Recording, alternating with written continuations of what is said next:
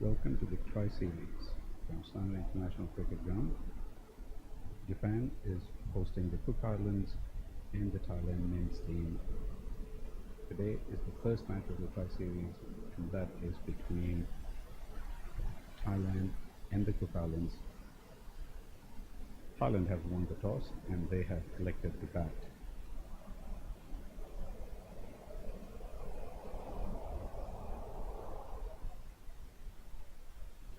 We will shortly be starting the game at 2:30 p.m. local time, which is about 10 minutes away. As we see, both teams have taken to the field now. Match referee Aaron Kerr is on the ground. I believe we will have the national anthems for both the teams quite shortly.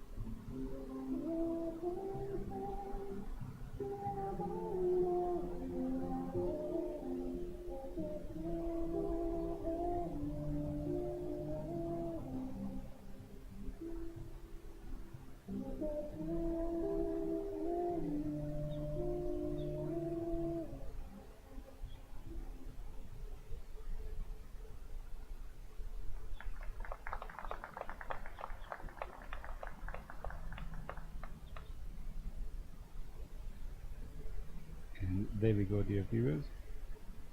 That's the national anthem done. The teams can be seen shaking hands with each other before the contest begins. Cook Islands in their resplendent green and yellow, which probably could be mistaken for an Australian or even a South African kit at times. and the Thai men in their sort of light blue tee with black trousers. Good gamesmanship being seen between them. I believe the teams had some chance to practice earlier today.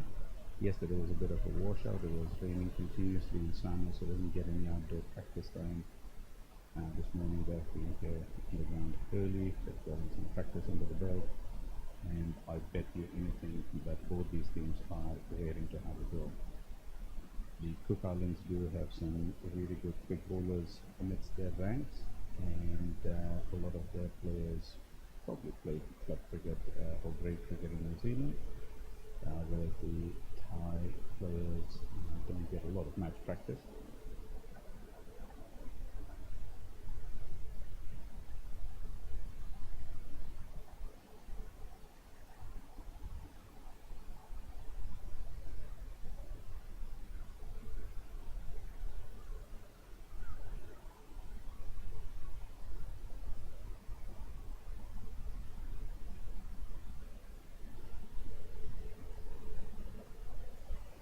The umpires are making their way to the ground now. They're almost in the middle of the pitch.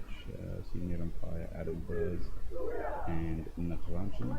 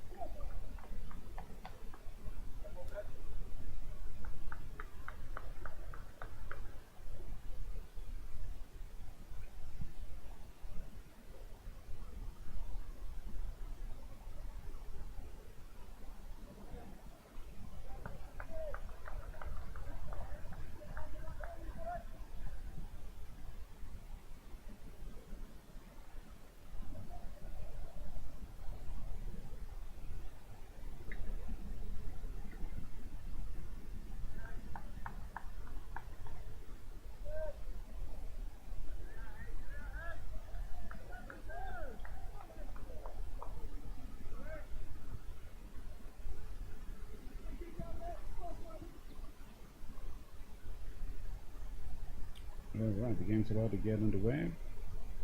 Both batters at their respective ends. Umpire Burrs making sure everybody's in their spots. There's only two fielders outside the 30-yard circle for the power play overs. Seems the opening bowler is going to be Dixon. Keeper first slip in place with a point, with a cover, mid-off, a mid-wicket. And the fielders near the boundary, once the third man, and the other one is slightly stretched. Plays the ball, umpire Burrs indicating the bowler's choice. Plays the call, and there it is. We have first ball in. Here we go. Dixon's coming steaming in. Good bowling. That's a wonderful ball to bowl first up. Easy rhythm to him. Wouldn't be a bit remiss of me to say if he reminds me a little bit of Dale Steyn in that action of his, or at least the run-up of his.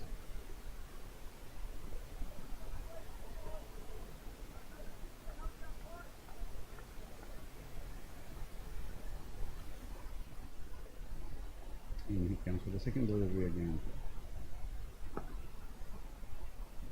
A wonderful stroke to the curve, intercepted by the fielder. Thailand yet to get off the mark. 2 balls in.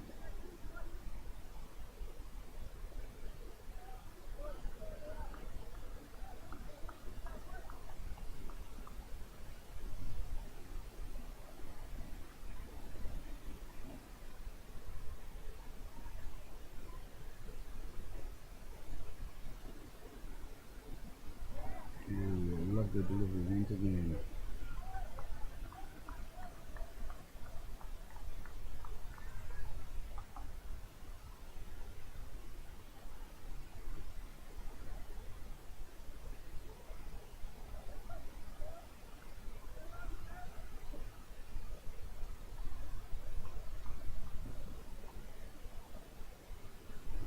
Dixon has kind of ball 3 dot balls. Let's see what he can come up with now. Smooth out once again. And he comes to an outside edge over there that's further towards point. Batsman's camp for a single. A little bit of a risky short that one.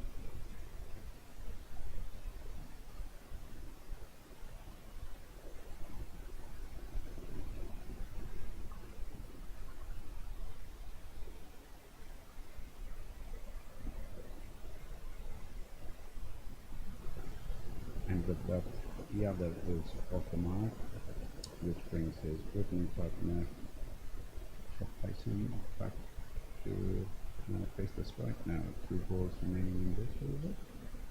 And comes Dixon. Ooh, a swing on the offside, trying to cut that on the square. No contact there, passes harmlessly through the keeper. Notice a little bit of swing over there. Just a tiny bit of action. Dixon losing his foothold in the fizzle, and it's already tumbled. I don't know whether he slipped or whether he spiked probably the test. And he comes to the final delivery of his first over. Ooh, this time he gets the ball to cut back inside edge. The batsman take another single. That's the end of the over. 2 runs of this very excellent first over from Dixon.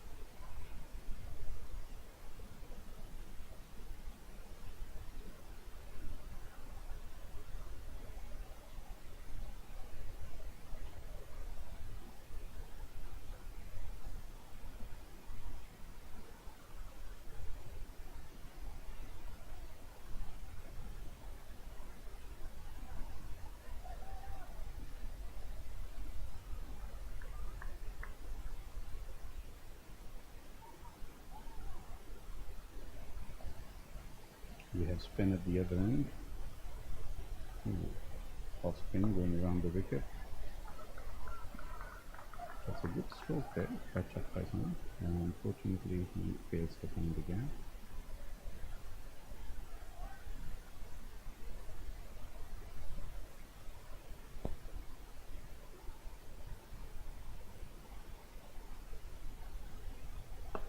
That's an even better stroke. Finds the gap in the infield this time. Safely to the fielder in the deep. That's not taking a single over there. It's a really good orthodox field setting here by the Cook Islands. They've got 3 men in the circle on the leg side and then 2 on the boundary. So it's 5 fielders on the leg side for the off spinner who's bringing that ball into the right fielders.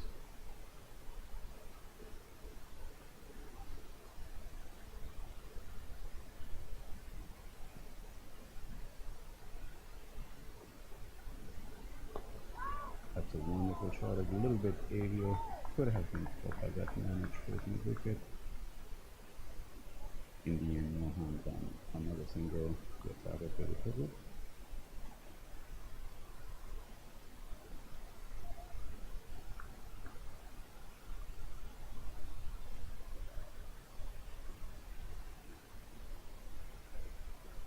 Oh, another aerial shot on the offside this time, getting over the fielder on the cover side, puts in a dive over there, and that's one more run completed by the batsman.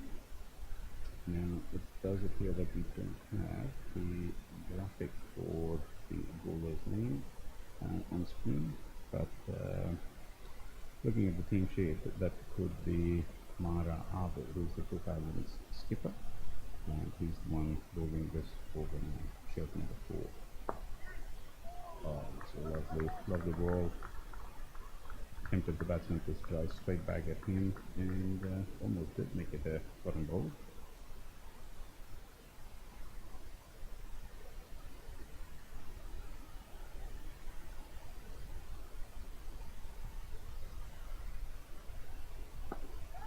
Goes Ariel again, this time up in the air. Oh, dropped catch there in the field. That could have been catchable.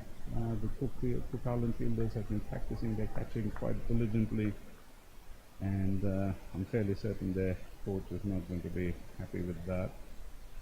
I wonder how costly is this mistake going to be.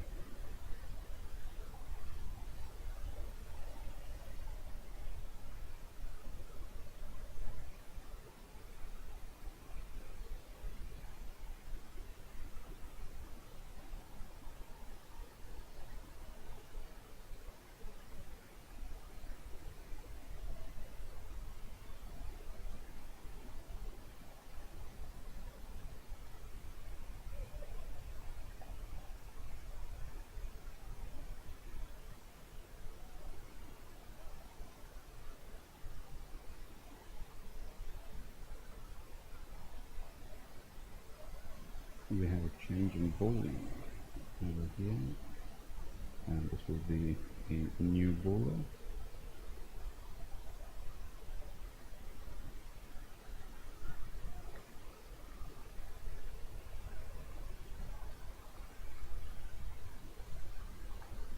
I'm not sure why Hayden Dixon was taken off the attack, and the new bowler is Jared. Jared's bowling seam over as well, trying to target the stumps. Unfortunately, as we saw, the ball tended to stay a little bit low for that one. Big batsman. And didn't even bounce at a comfortable height for the keeper to collect it cleanly.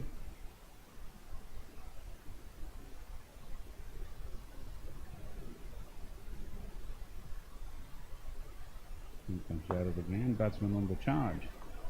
Slaps it down the ground, but unfortunately can only make it far as the fielder.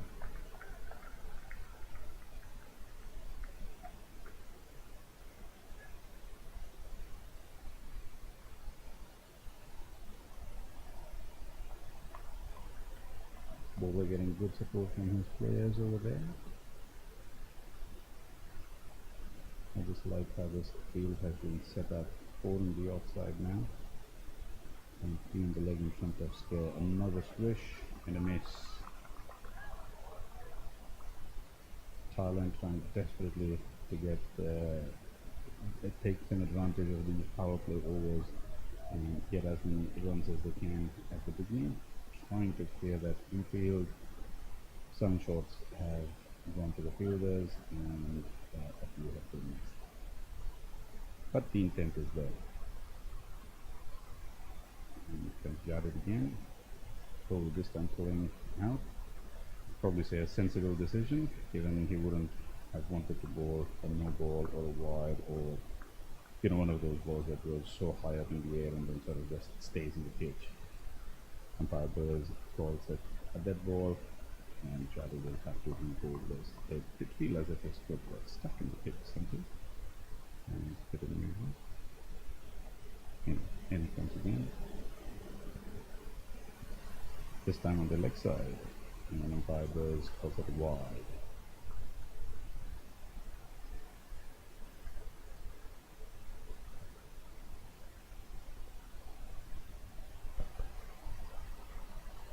Cook Islands might want to be a little bit wary of how many extras they concede. Oftentimes we notice that when bowlers try to correct a previous false delivery or something that they haven't wanted to bowl, they sort of tend to overcorrect, and that extra effort can lead to extra, such as a no ball or a wide. It's an easy trap to fall into. This one was spot on and driven nicely, but again, the batsman failing to sort of clear the square. And again, I would point out to the excellent field placings here by Mara Arvid, the Cook Islands skipper. You can try it again.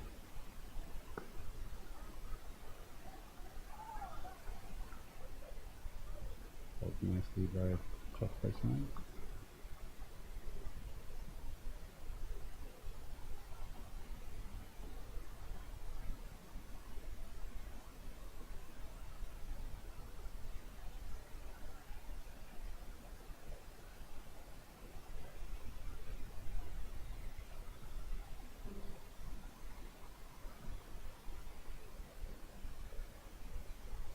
Another one down the leg side, and that goes for a wide too.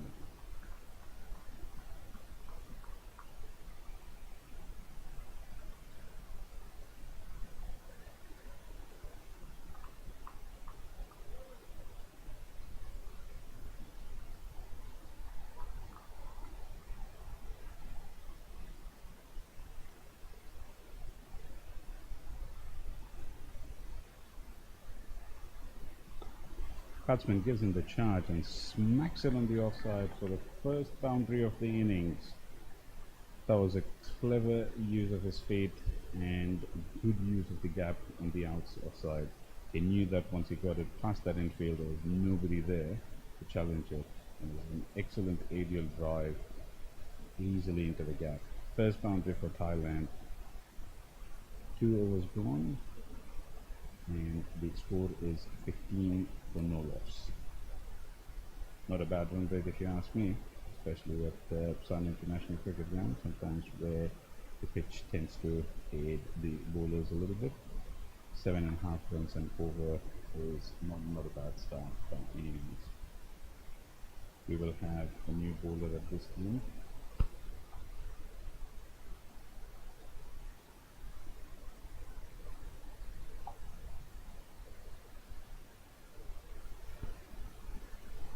A different spinner this time. One catch, that's it, gone. Wow, first wicket down. This has been a very short-lived innings for Yadav. He tried to repeat what Shatfaisan did in the on the last ball of that last innings, last over, and has perished. And unlike his colleague, he hasn't been able to find that gap, and instead gets hold of the fielder. Cook Islands strike.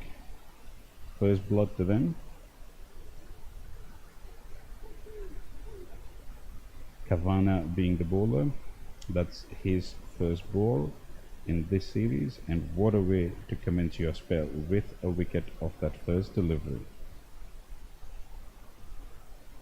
Back to the delivery itself, it was a loopy full toss, dipping on the batsman, who probably had the right intention in trying to smack it on the offside, but unfortunately couldn't place it. He couldn't find that gap, and it just went straight to the fielder cover. Yadav departs for 3 of 7 or 8 deliveries.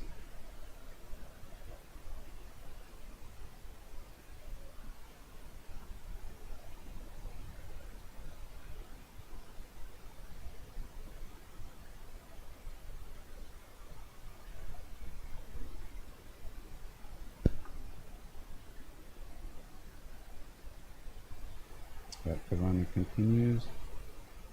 Oh, did he almost get a second one?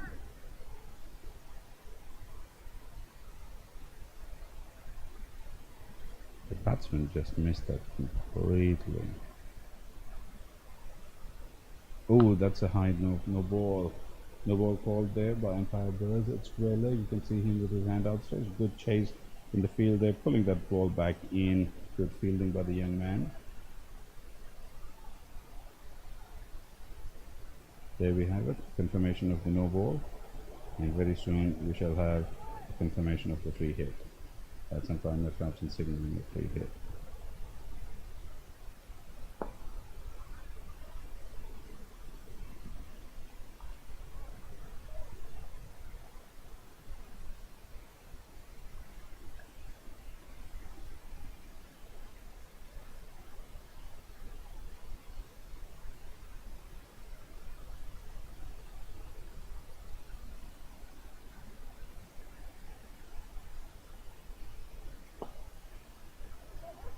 Ooh, is that a run-out chance? Ooh, a direct hit and that would have been close. Wow. Apart from that drop earlier, Cook Islands are really on the money this time.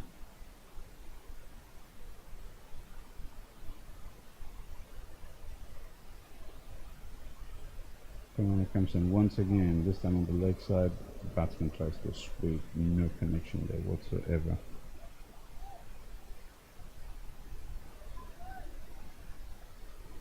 We have the last ball now.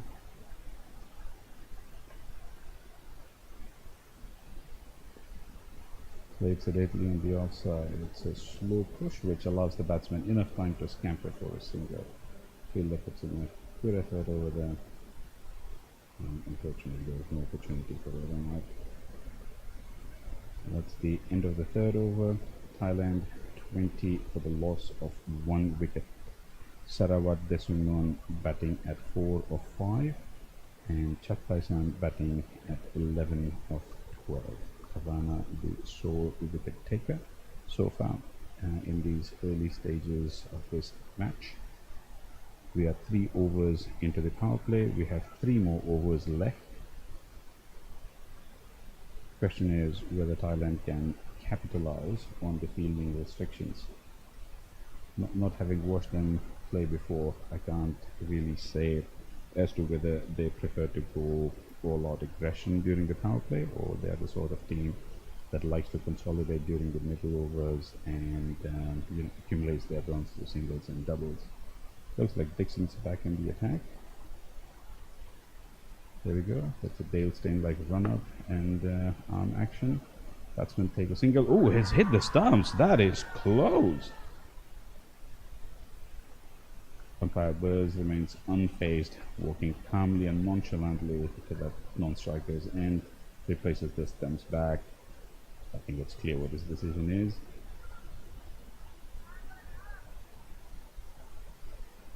Thailand living a little bit dangerously over here.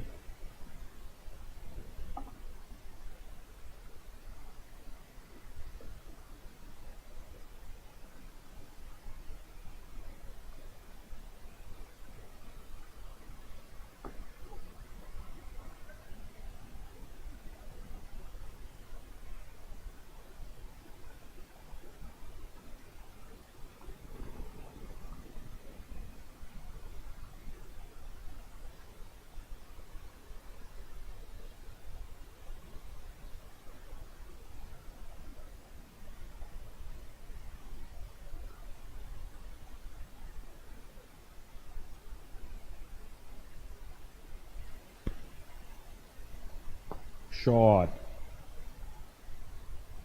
Fantastic aerial shots. Oh, great fielding effort. Absolutely great fielding effort over there.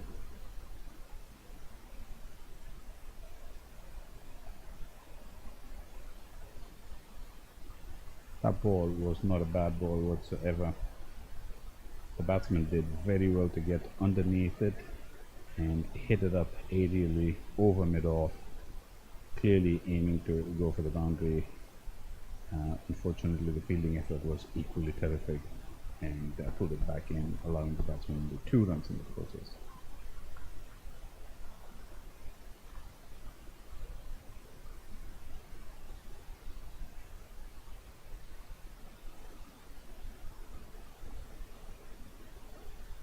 Sorry, that's my mistake. Looks like they only took 1 run.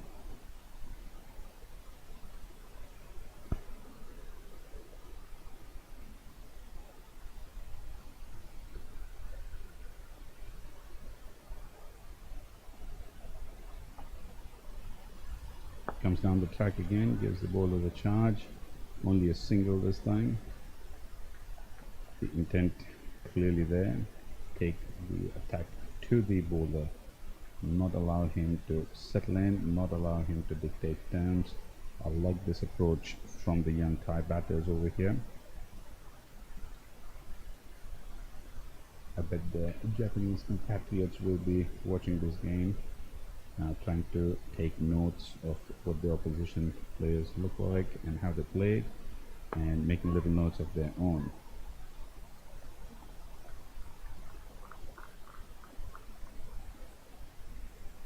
single to end the over.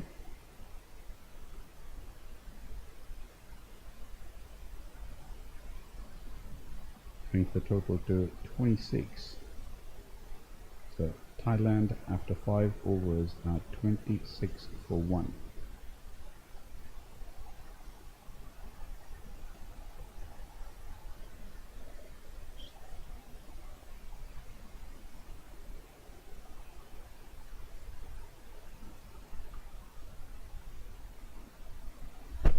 And we see yet another bowling change. This time the skipper Mara Ave bringing himself back into the attack. He's been mixing up his bowling quite well, and I guess that's a strategy on his part, not to let the batters settle into some sort of rhythm against any single bowler. So big slog sweep there from Desnigonoin. So my apologies if I'm not pronouncing this right, which I know I'm not pronouncing it right. I'll call him Sarawak. I think that's an easier name to pronounce.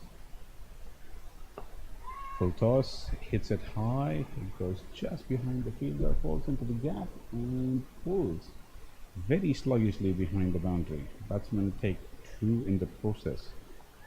I guess perhaps the outfield right near the edge, just close to the boundary ropes, maybe a little bit sluggish from all the rain that had fallen down yesterday. The groundsman no doubt has done a great job in getting this ground ready for the big match today. In comes Mara Ave, and that's an even bigger hit there by the batsman. But unfortunately, oh, what a fielding effort. The fielder there had caught it and then realized that he was just going over the rope, and he flicked that back in. What a terrific fielding attempt. Look at that. That is just phenomenal. And I think that's a bowler from the early over, shirt number 99.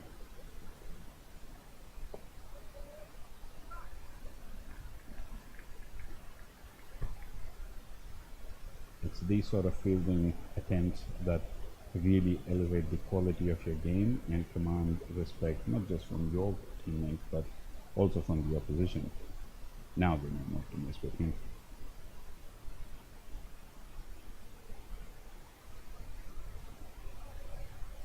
Down the leg, that's ball wide.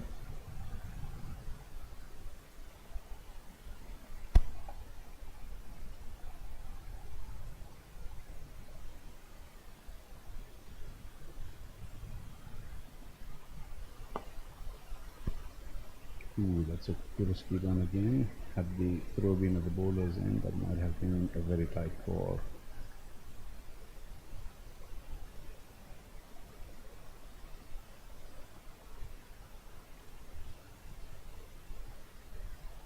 Last ball of this over coming up.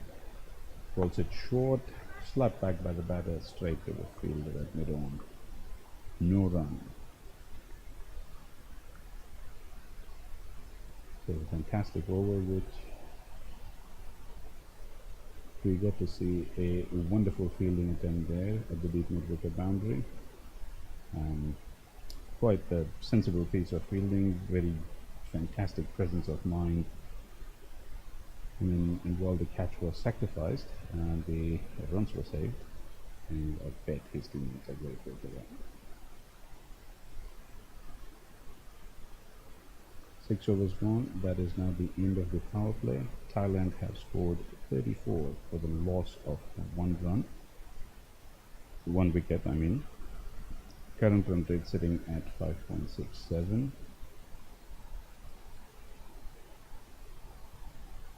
As the power play has now ended, we'll see the field start to spread out a little bit.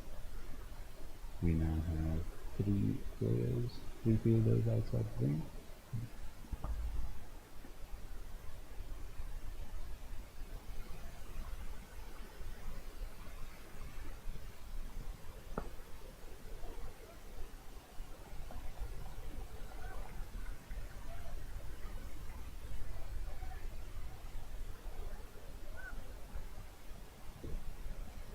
It's a good dot ball to start the over by Kitty.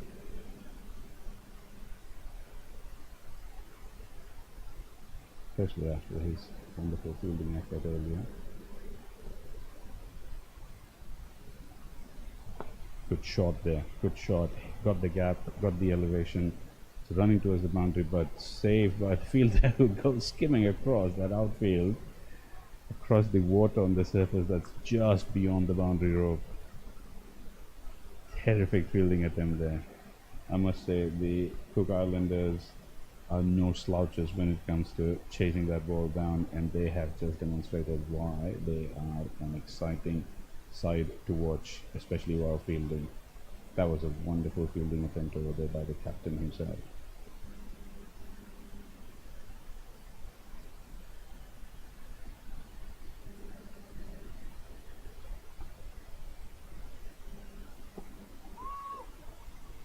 Another aerial shot, just placed it over the head of that inner fielder over there.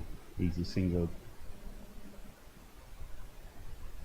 These lads have kept the scorecard ticking along very nicely. Might be a steady, sedate start, no exciting fireworks, but they have kept the runs coming.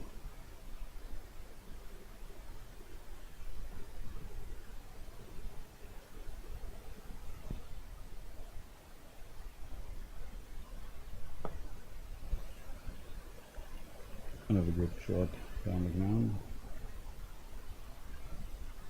That was an easy go. Oh, there's an overthrow, and now the batsman scamper back for two. There's no backing up over there. Bowler probably under the impression that there was somebody to block that out, but wasn't the case. And yeah, that's they'll be a bit annoyed by that. Probably not intended to give extras this early in the game. Oh,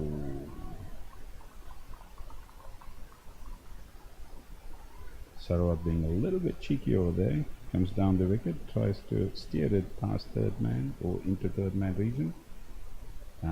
Doesn't hit it, but luckily also doesn't edge it.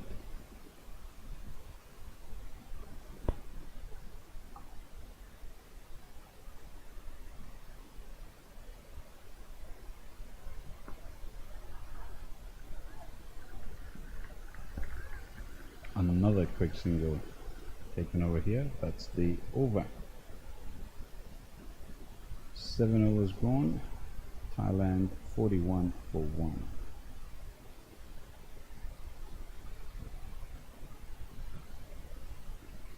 To all the viewers on YouTube tuning into this feed, thank you for joining us.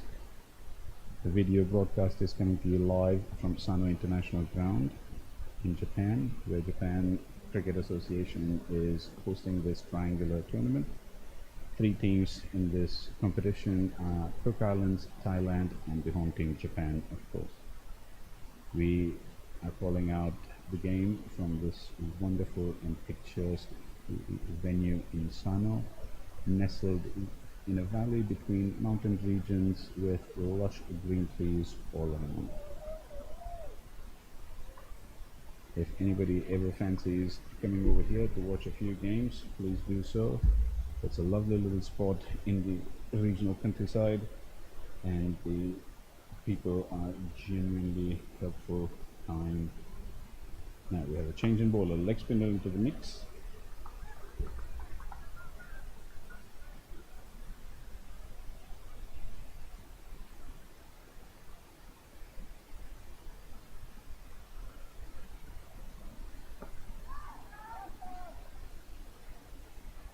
That's a big hit.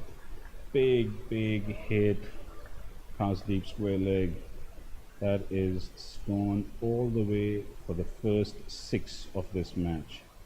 And what a strike by Sarawak. He takes hold of that ball and deposits it high and back behind square leg.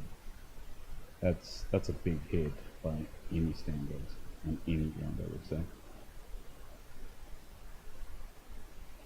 A big juicy high full toss and then miss out whatsoever.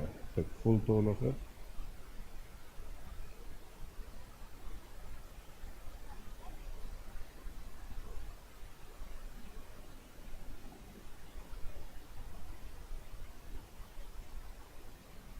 Another full toss, another big hit, Where is this lined up? And this goes for another six. Two sixes in succession.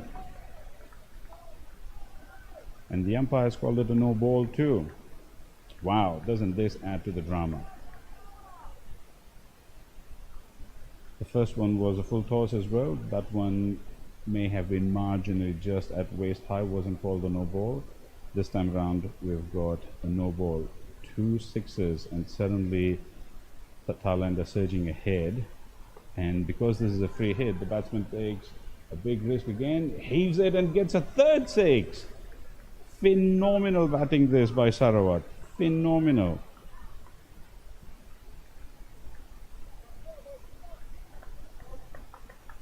Wow.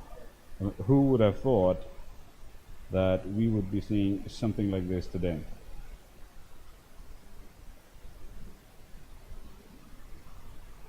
This time tries to sweep it past on the leg side, doesn't manage to connect it. But man, I mean, those three sixes that he hit, they were big hits, big hits. He's now batting at 33 of 19. A courageous display of batting. I think the previous sweep attempt, he probably managed to get the ball, hit his helmet or something. Physio and the team doctors on the ground, just having a little check, making sure that there's no major injury, there's no concussion, the batsman is okay. Umpire was following protocol and making sure that the player safety being paramount as it is. We are leaving no stone unturned over here. We do not want to risk any injuries, especially for any of the players. Alright, it does look like the team physio and the doctors were happy with the progress, and they are heading back towards their dugout. Looks like everything is checked out nicely. And that is back up on his feet and ready to face this next delivery from Parima, who has now conceded 19 of his first 4 deliveries. Bowls a short one this time. Sarawat just tucks it past leg and runs through for a single.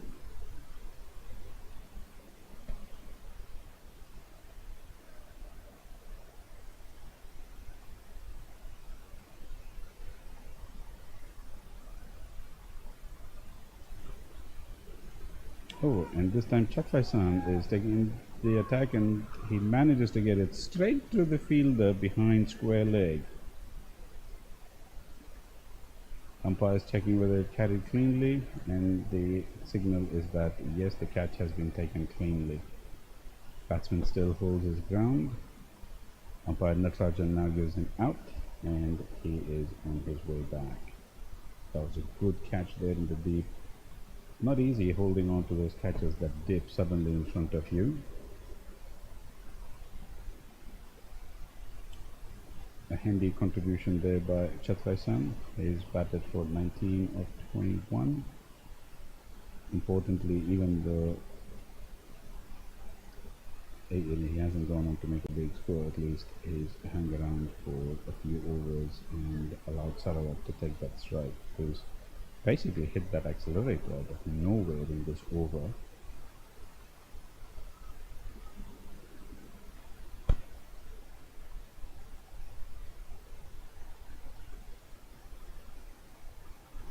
Cook Islands will be relieved a little bit. As expensive as that Parima over was for them, there was success at the end of it. Thailand 61 for 2 at the end of 8 overs.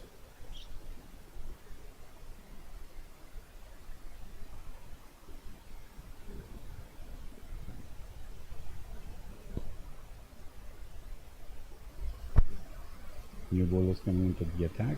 They have a left arm seamer this time.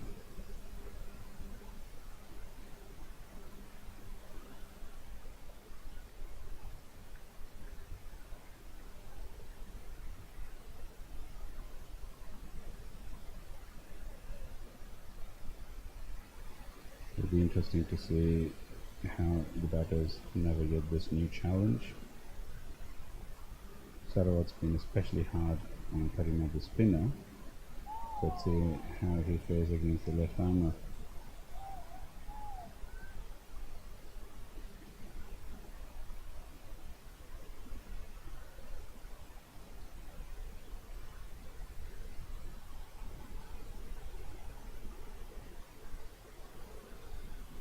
Young Oscar Taylor starts with a wide. Now he's on his way to bowl his first legal delivery, which is a better ball.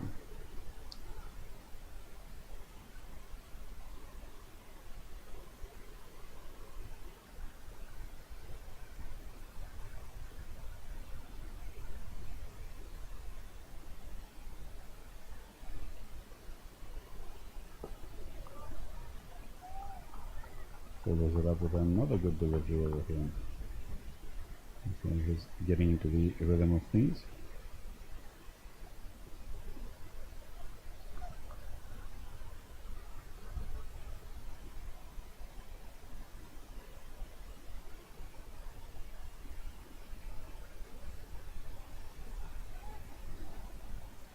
Chatwai watching carefully, and I think playing carefully over here. He goes past the bowler this time. We'll get a single through.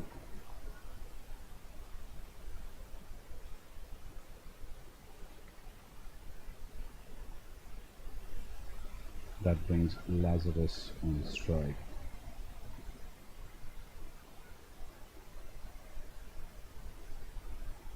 Austin Lazarus is the captain of the Thai men's team. They'll be wanting to lead over here, for example, provide support to Chatwai Sano, who's been batting wonderfully so far. And he's off the mark. He gets a quick single towards mid-off. No risk over there. Played into the gap nicely. A very easy sort of languid style of batting.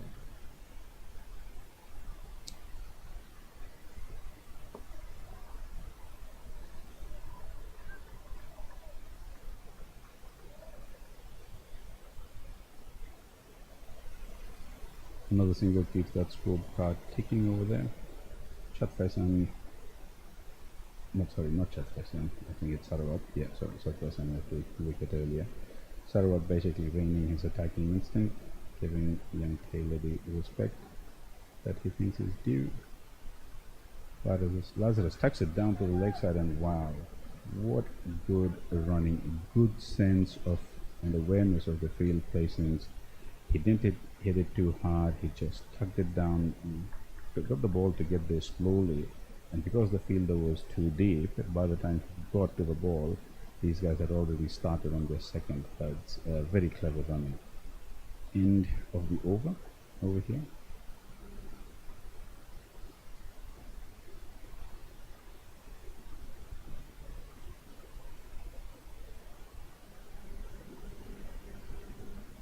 So after 9 overs, Thailand are 67 for 2.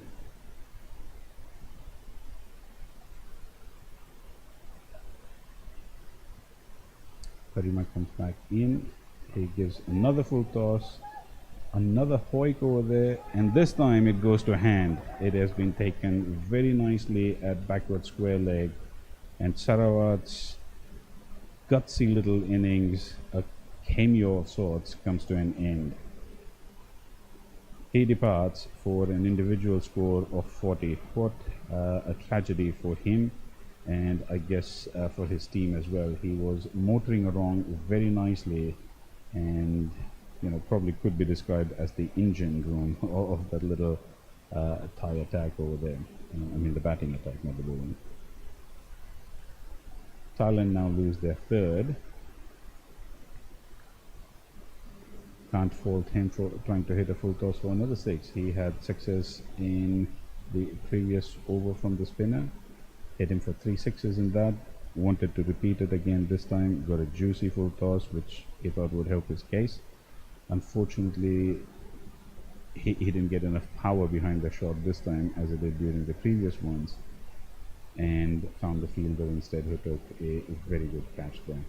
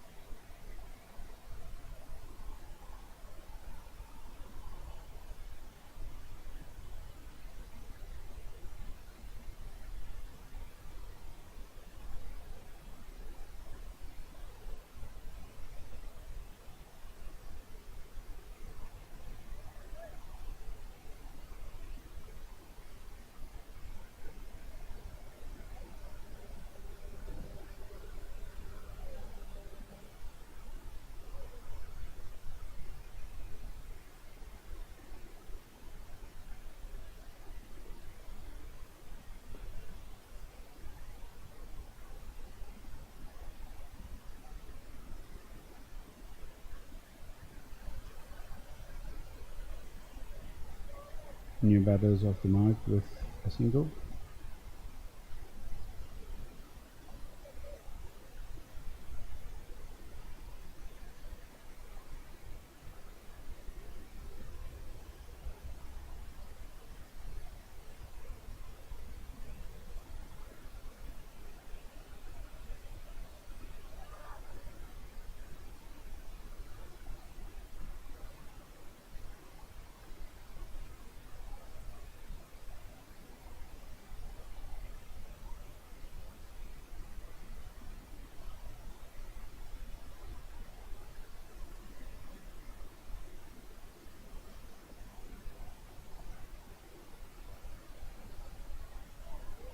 Ooh, goes for a big drive, no connection.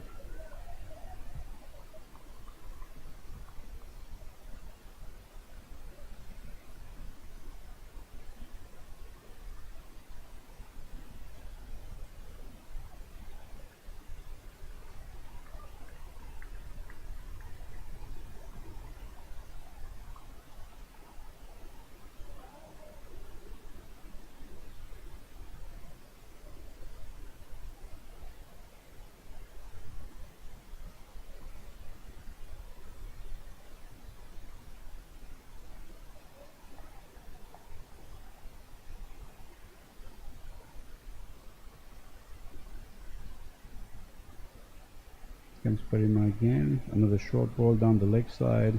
Batsman gives it a big heave ho, connects it but gets it to the fielder, who has a little misfield over there and allows 2 runs to come through.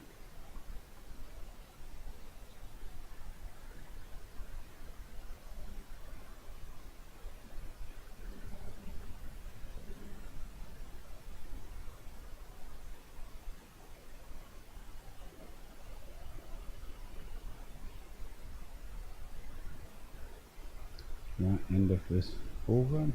10 overs gone. We are at the midway mark over here. Game's been chugging along really nicely.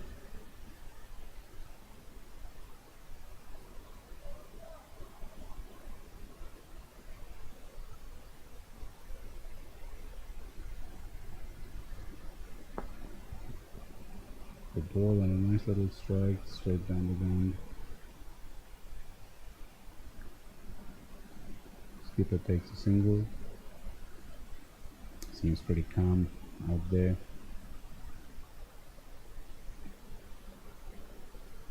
Despite losing 3 wickets, Thailand seem to be doing it in their own style. They are gathering those runs, they are accumulating them. They're already at about 74 runs, 75 runs odd after 10 overs. And if they continue with this sort of momentum, we may be looking at a target score of about 150, 160, which on this ground could be a slightly tricky target for Cook Islands to chase.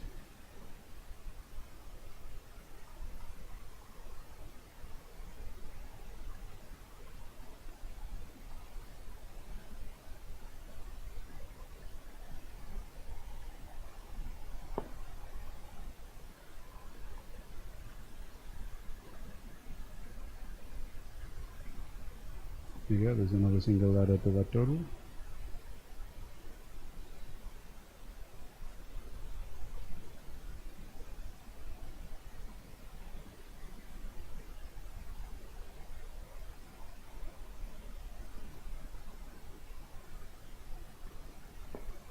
Beautiful stroke there by the left-hander. Good fielding, intercepted by the keeper on the run.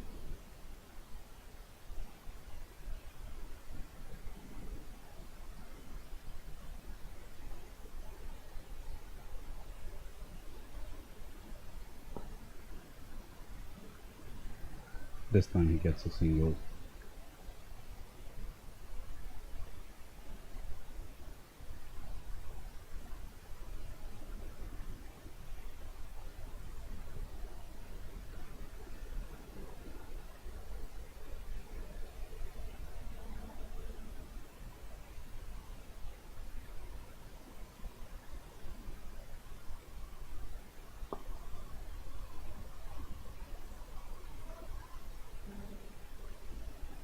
Pretty orthodox looking stroke there. Game going at a fairly steady pace. Bowler's not making that many errors, and the batter is not making that many errors either. This is going to be, I might say, a battle of attrition as such, to see who blinks first and who wants to try and assert the upper hand over here. Cook Island might want another couple of wickets in quick succession, whereas the Thai batters might want a couple of big overs over here, especially targeting the spinners.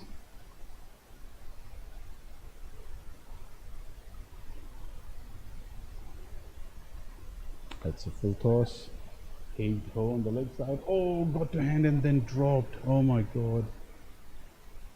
This could have just been the moment the Cook Islands would have wanted to push home that advantage that they have carved over here. They have curbed the Thai attacking batsmen. They have got their wickets at regular intervals.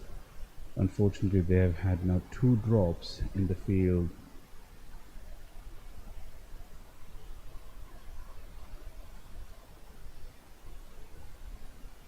This is going to add to their woes.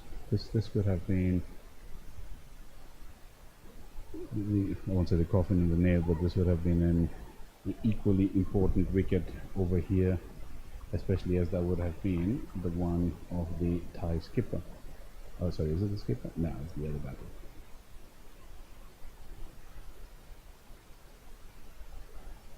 No, that's right, it would have been the Thai skipper. Shout for LBW. Not given.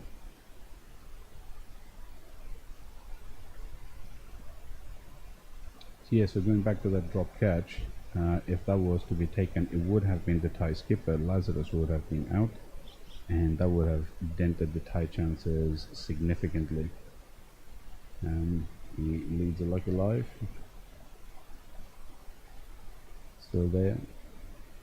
So trying to marshal his resources and get as much as he can out of this. Let's see how costly this proves for the Cook Islanders now. Will he make it count? He tucks it behind square this time, runs for a single, wants a 2, but sensible calling from his partner, and they settle for 1.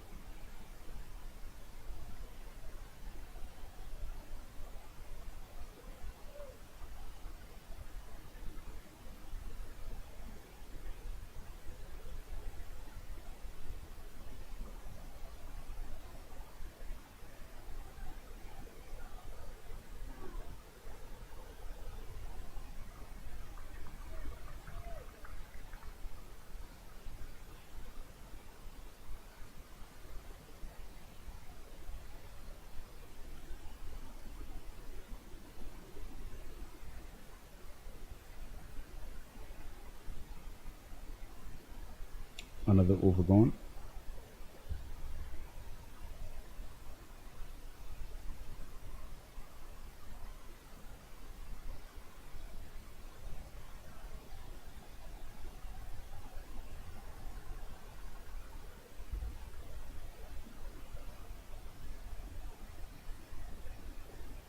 The score is now 84 for 3 after 12.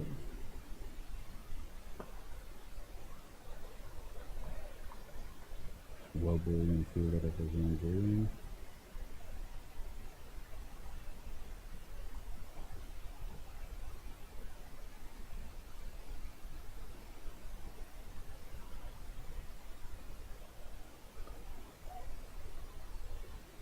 It's a good square cut. Goes for 1, comes back for 2. That's fantastic running by the batters. Put the fielder there under pressure.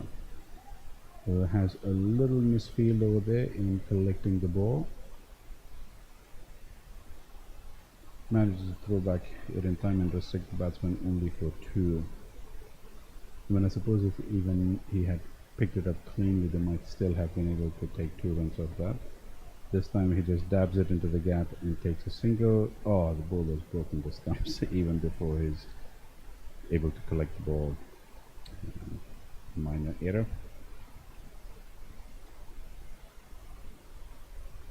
Umpires gathering the stumps and putting them back together.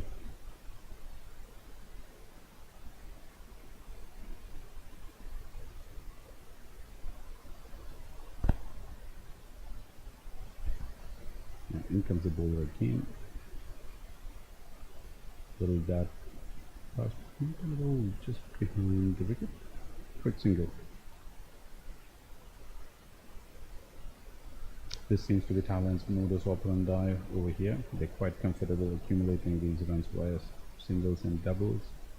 They've kept that run rate going at a very steady clip.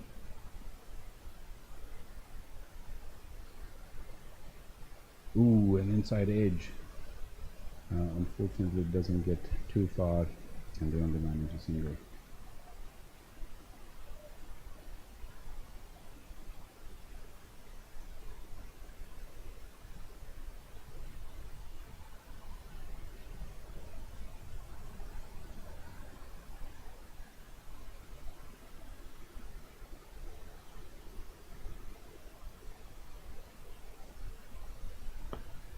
Big shot, driven on the off, he gets it past the infield for yet another single.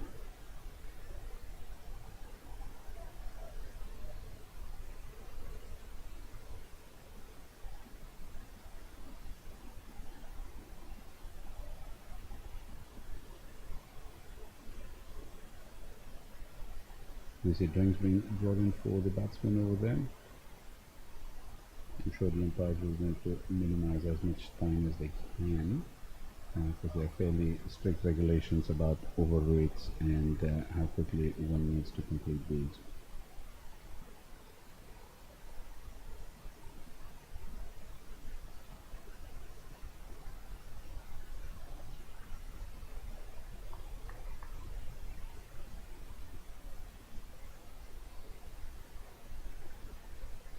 Ooh, big shot down the ground. It's going to be intercepted by the fielder at long off. Keeps the scoring to a single. So as we mentioned about singles, the previous over we saw 6 singles, which is not bad.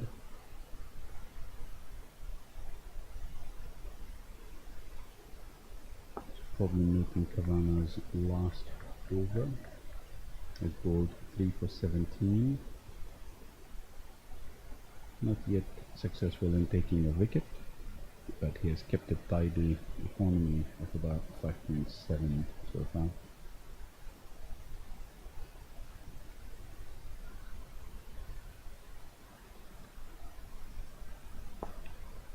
Big shot there by the batsman.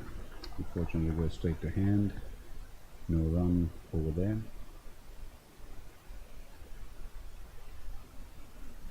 Austin Lazarus batting at 12 of 11 deliveries. Ooh, that's a little bit of a skittish delivery. I wonder if it stayed a little low as it got closer to the bat. Austin up to mark and managed to keep it away quite nicely. This time he goes for an aerial shot past a diving mid-on. He gathers another single.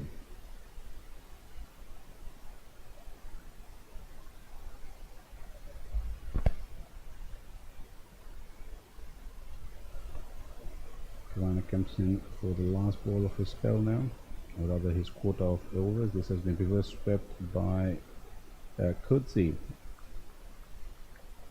and he gets 2 runs off that ball.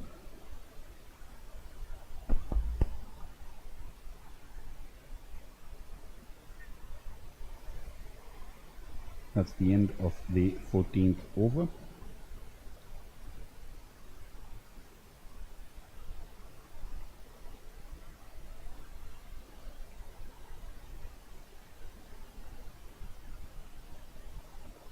Score is 95 for 3.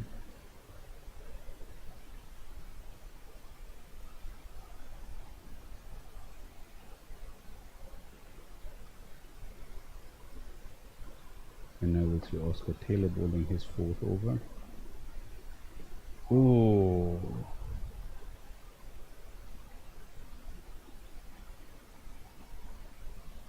that was there for the hit.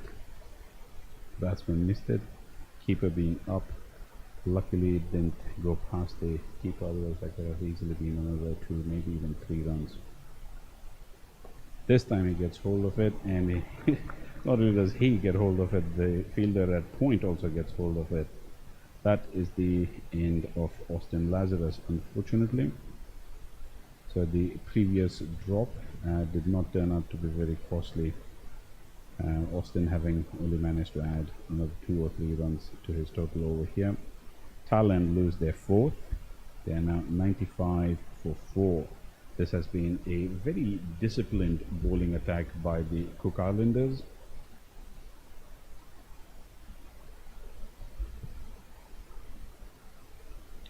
Their performance as a team has been improving quite steadily over the past few months, I must say. They've done well at the international stage in a couple of other tournaments too.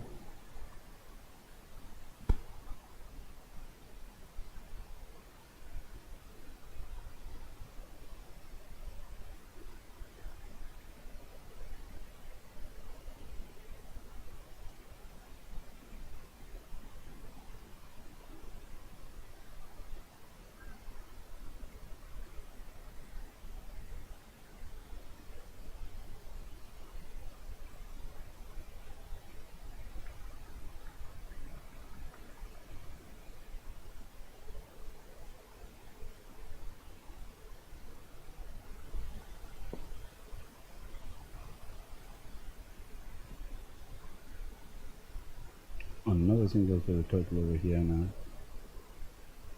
Thailand closing in on the 100-run mark.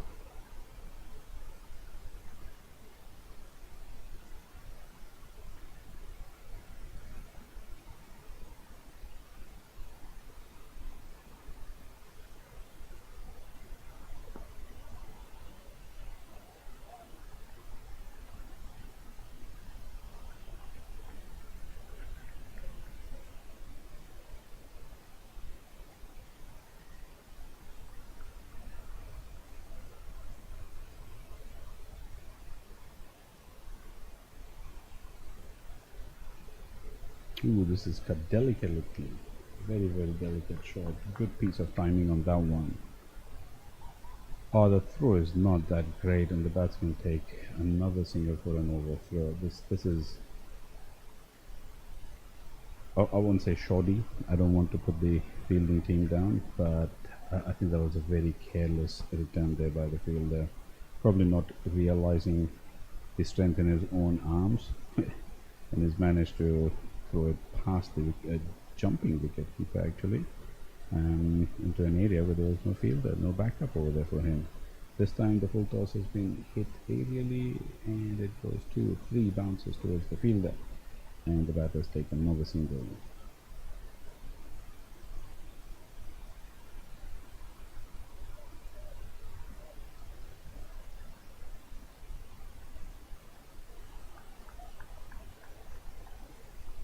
We're at the end of over number 15,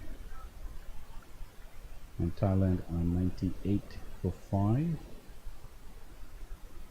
which is not a bad score on this pitch. Projected score seems to be about 130, 135 at this stage.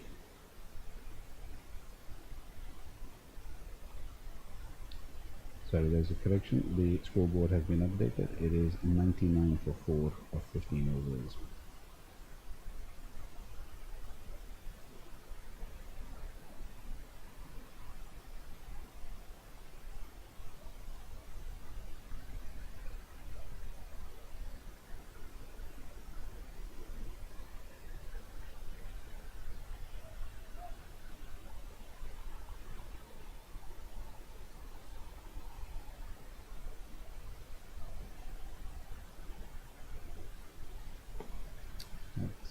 Another full toss that has been slapped towards the leg side. Fielders intercepted that one, took the pace off that ball. Wouldn't have made it to the boundary because I don't think it was in the gap as such. There's a fielder protecting that side of the boundary too. Nonetheless, what may have been a double was restricted to a single in the process. A very delicate late cut over here. And we see another single over there. New batter at the crease is Nitish Sarikar.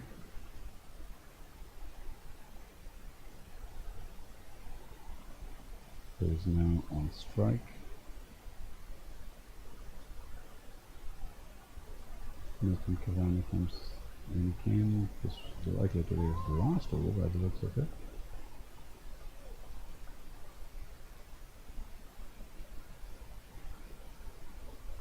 Two more deliveries to go in this over.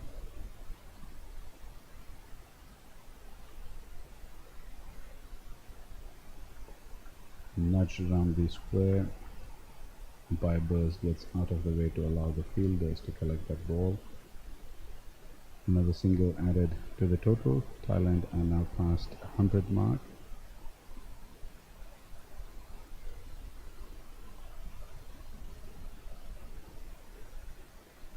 They'll probably feel happy about not losing too many wickets. Now, nonetheless, they would have wanted some of the top order to stay around, so that they may have added a few extra runs and pushed that total as best as they could. The end of the over, Kavana's bowling spell comes to an end. He's bowled very well, 4 overs, 1 for 19. Fairly good bowling performance. Oscar Taylor before him completed his spell, who bowled 4 overs, 1 for 21. And the current partnership happening on unfolding before us is that between Yamdrik Thirdsey and Nitish Sarikar. Thirdsey batting at 23 of 23 and Sarikar at 3 of 4 deliveries.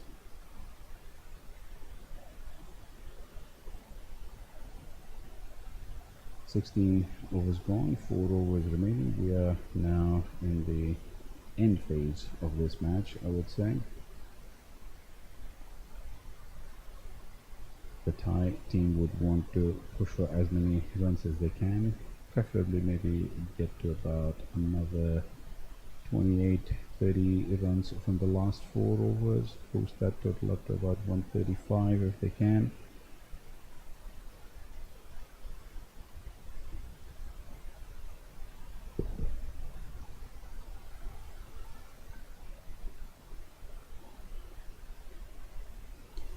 This is not an easy pitch by any stretch of the imagination to bat on. There's a fair bit of assistance for the bowlers over here.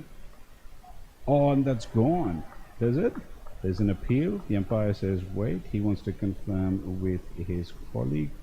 The two umpires getting together out there in the middle.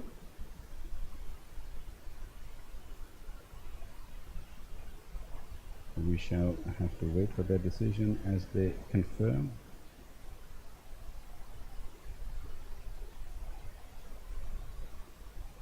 And it looks like the decision is not out. Hayden Dixon will have to wait for yet another moment to claim his first wicket in this match.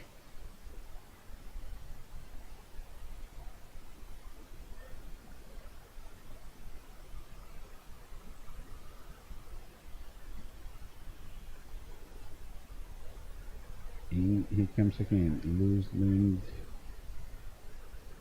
Oh, and he bowls him. He gets his revenge. Didn't get the wicket of the first delivery. No matter, I will take that keeper and everybody else out of the equation. Targets the stumps and hits middle stump. Bang. Might have come off an inside edge, but still a wicket, still a wicket. Hayden Dixon gets his first wicket for this game. And he has pulled out Sarikar over there. Thailand lose their 5th.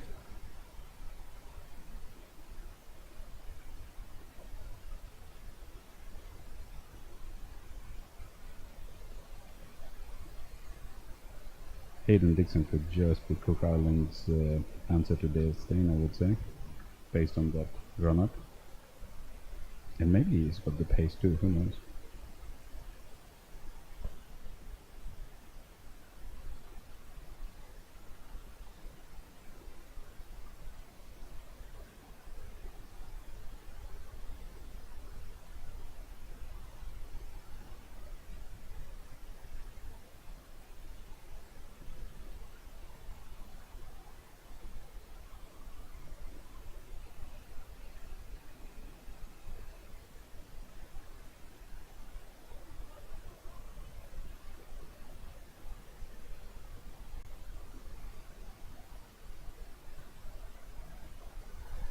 There's been a slight hold up in the play. It looks like the umpire is confirming something with the scorers.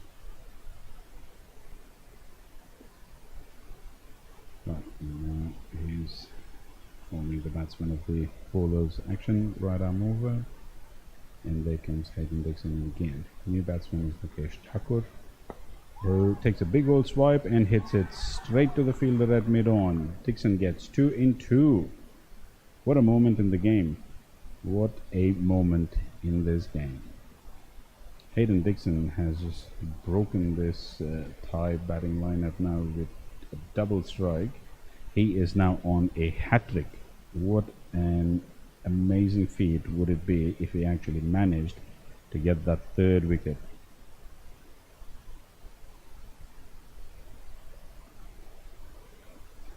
He's still got 3 deliveries left.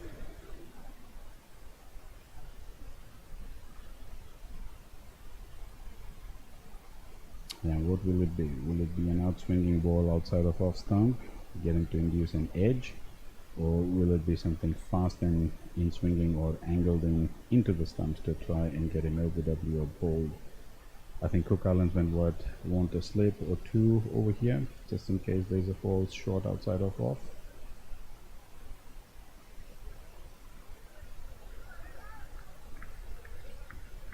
Okay, looks like no slips. Keeper is on his own. What could have been a slip has fallen back to third man. They have a fielder at gully. And mid-on and a mid-off in catching positions. Oh, and this one goes up to the man at the circle. No hat-trick for Hayden Dixon, unfortunately. That was a good ball though, and well played by the young new batter.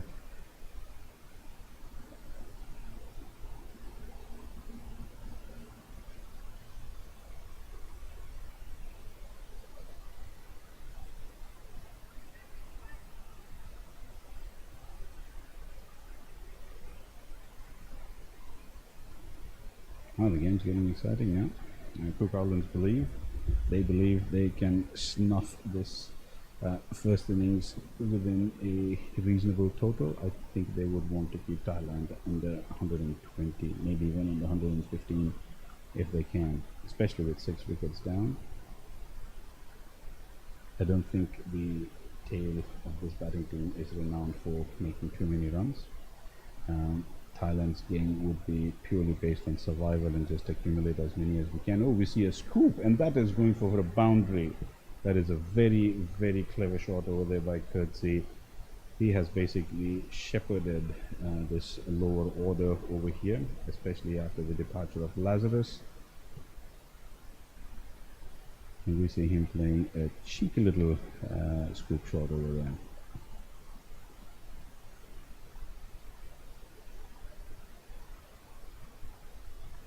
Clever use of that shot. He knew that the fielder was up in the circle on that side, and all he had to do was get it past him. In comes Dixon again. This time it's a little glance on the leg side, again between the keeper and that fielder, and goes for another boundary. Wow, just when I was talking about Cook Islands wanting to keep this total down to under 120, they have come up with 2 boundaries.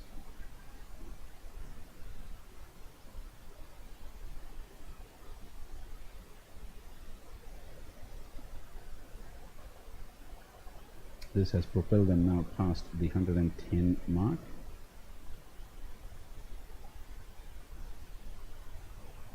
What is it? Has it not? We're just waiting on the... There we go. Scorecards now been updated. It is 17 overs gone. The score is 111 for 6.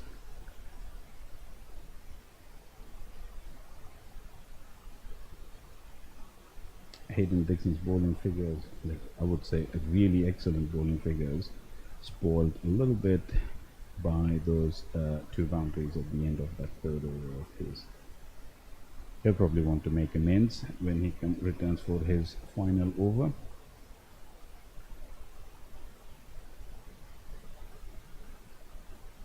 Until then he had figures of 2 for 8.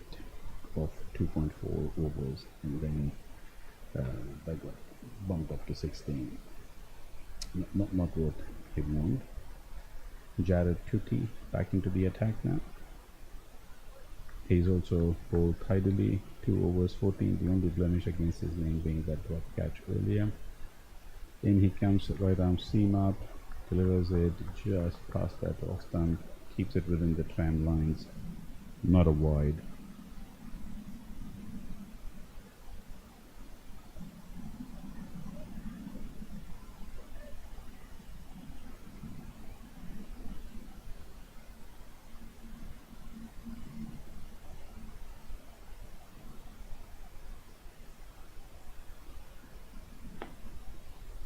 Ooh, this one could have gone to hand had the fielder been at the edge of that circle, but as he was still a few paces inside, there was no way he was going to get to that one.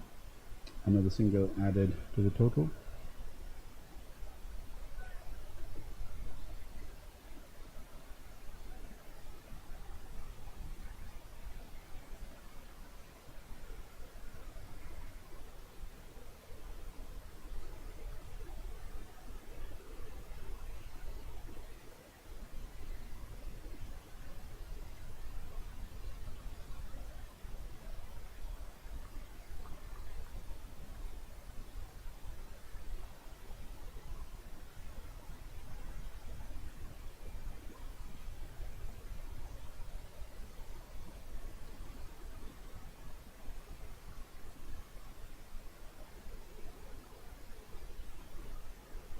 Oh, that's an outside edge, and that is gone. That is gone. Courtesy, nice little innings comes to an end. He departs for 31. That is such a heartbreaking way for him to get out. He was looking at clipping that straight ball onto the leg side, got into position, whipped it up, unfortunately got an outside leading edge, and that was a cleanly held catch. Oh God. This is yet another twist in this match. The fortunes have swung quite evenly, I would say. I mean, the game started very well in Philippines' favor, and then the Cook Islands clawed back, and then we had 3 consecutive sixes in the middle that swung it back Philippines' way, and then Cook Islands clawed back, and then we had those 2 boundaries previously, and now we have another wicket. It has been a fairly even contest between the 2 teams thus far. This total might look on the lower side, but it could prove quite competitive if the Thai team bowl a very disciplined line and length.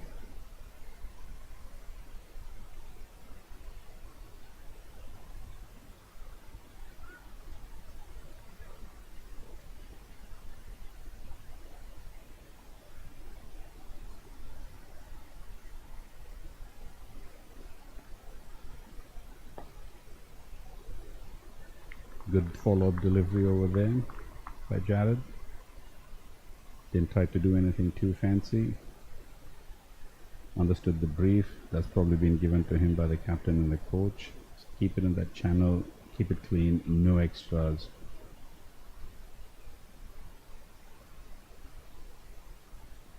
So far the Cook Islands team have only given 6 extras, which is really, really good. And there's the commentator's curse. Just as I mentioned that, in he comes and bowls a wide. Sorry lads, but I didn't mean it to be that way. Sometimes it's just the way the game flows. New batter on strike is Nofon Senamontri.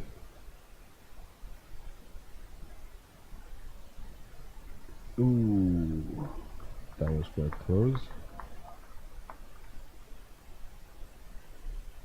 I think he wanted to angle it past the keeper into that gap over there, take another single, but unfortunately made no contact with the ball.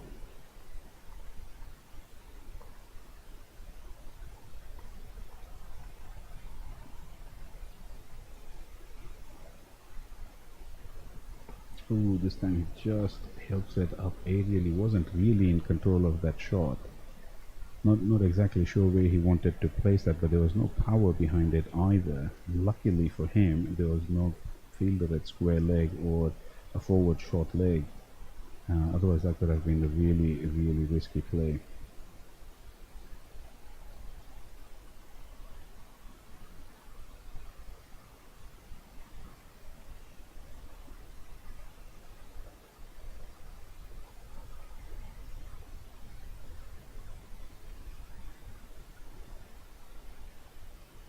Looks like Hayden Dixon now will be back for his final over of this innings.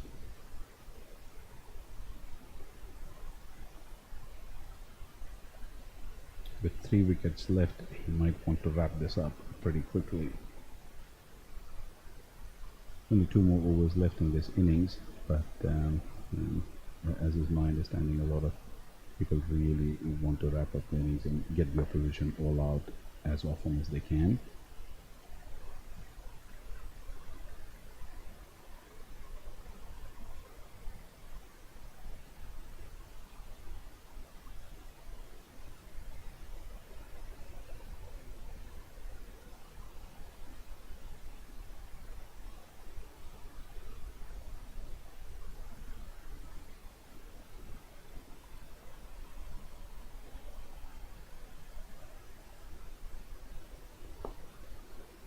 Good shot there. Plays it in that big wide gap. Onto the second, wisely sent back by the striker.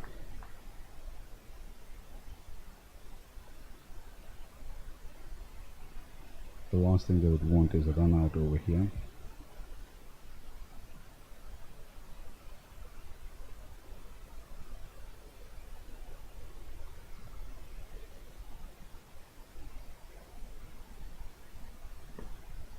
This one just tapped onto the offside, taking advantage of the gap over there.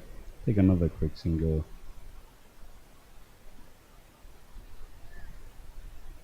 Scorecard steadily ticking up.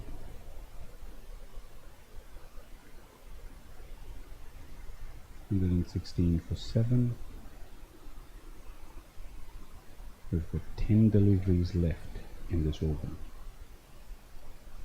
Sorry, I mean in this innings. Not the over. Oh, that could have been an excellent cotton ball had he held on to it. There was a low full toss that was hit straight back by the batsman, and Hayden in his follow through attempted to take that grab and fortunately just could not hang on to it, and it looks like it's probably hit him really hard. You can see him holding his fingers over there and wincing a little bit in pain. I hope he hasn't sustained a big injury.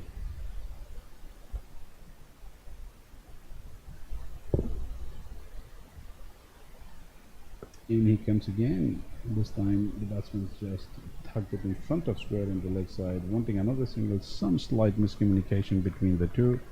Luckily, no harm done. One more added to the total over here.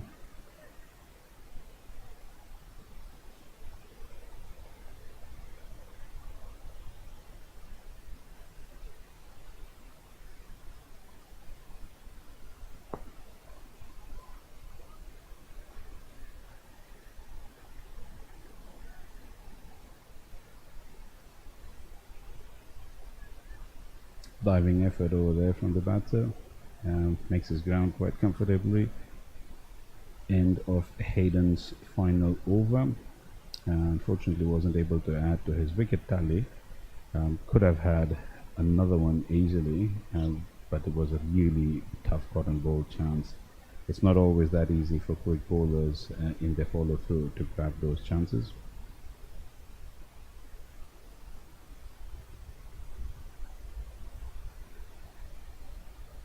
Scorecard now 120 for 7 of 19.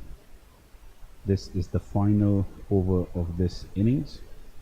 It has been a fairly steady accumulation of runs from Thailand so far.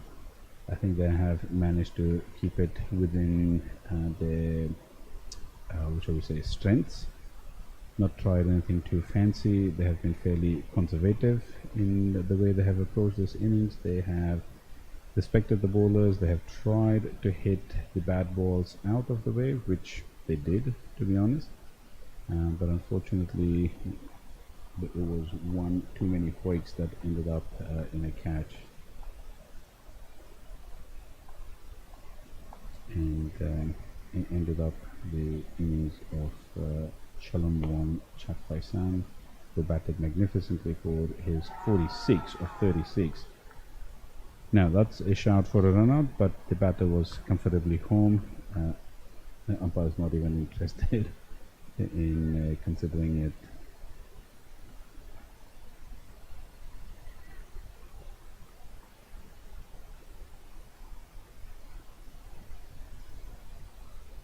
Good tight run, that well done, good diving effort in. Ooh, delicate cut just behind the keeper. He gives chase and is met by his colleague from third man halfway through. Another single added to the total.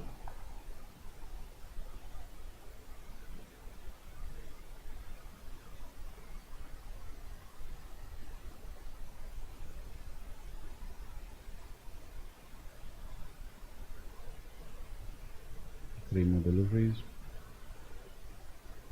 And he comes, big swipe, big swipe, attempting to get it over the cover fielder's head. No contact over there. Ball passes by through the keeper harmlessly.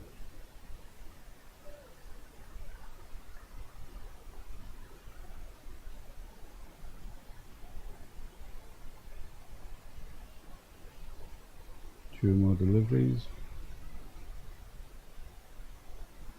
Oh, ooh, judicious leave, and that is called wide. Looked at it, didn't poke at it, just let it go through. Got an extra delivery and an extra run in the process.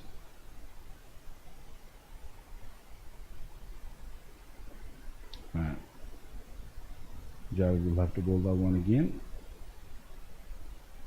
Short ball this time.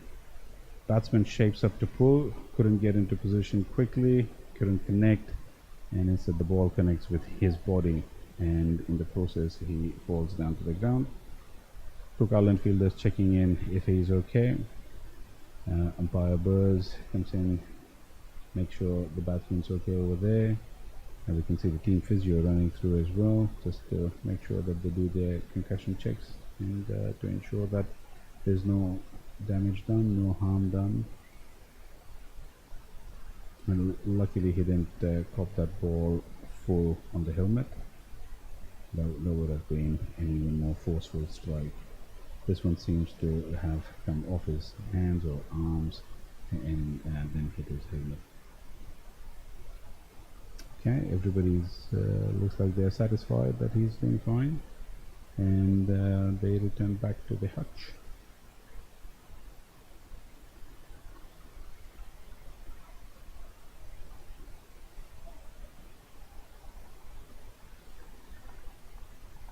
We don't like to see any injuries on the sporting field, but sometimes in sport they're unavoidable. There we go. Jared comes in after the last ball of this over, last ball of this innings. Bowls it. There's a big swipe over there. Makes some contact with the toe end of the bat, and they manage to complete a single. That is the end of the Thailand innings. 20 overs gone. They have scored 124 for the loss of 7 wickets.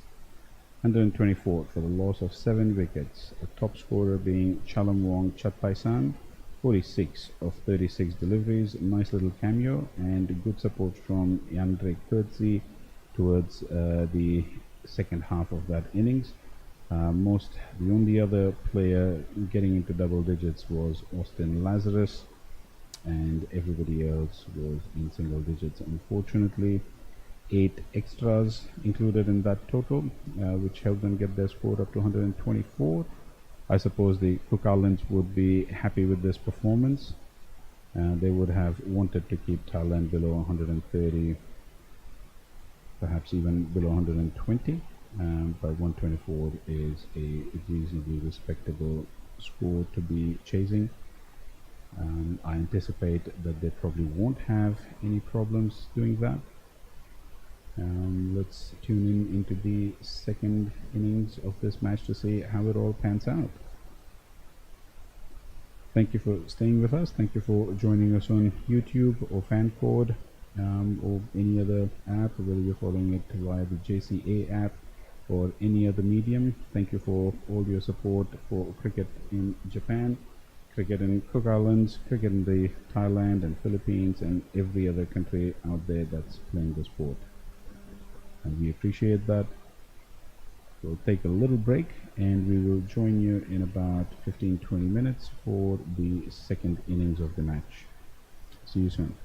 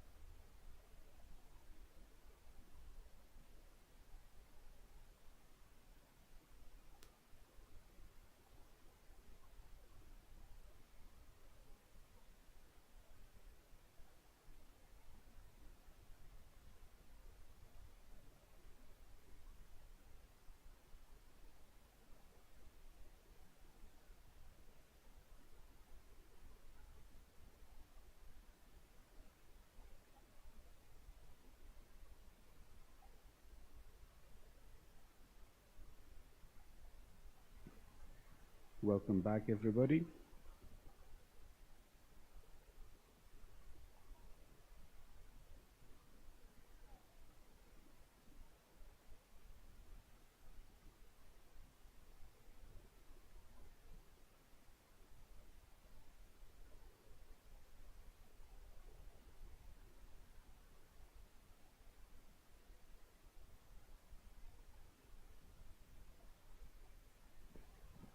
We'll get the run chase underway shortly.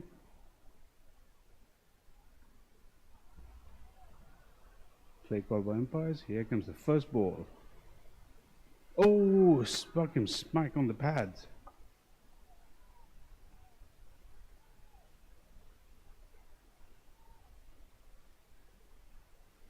That was a really good ball over there.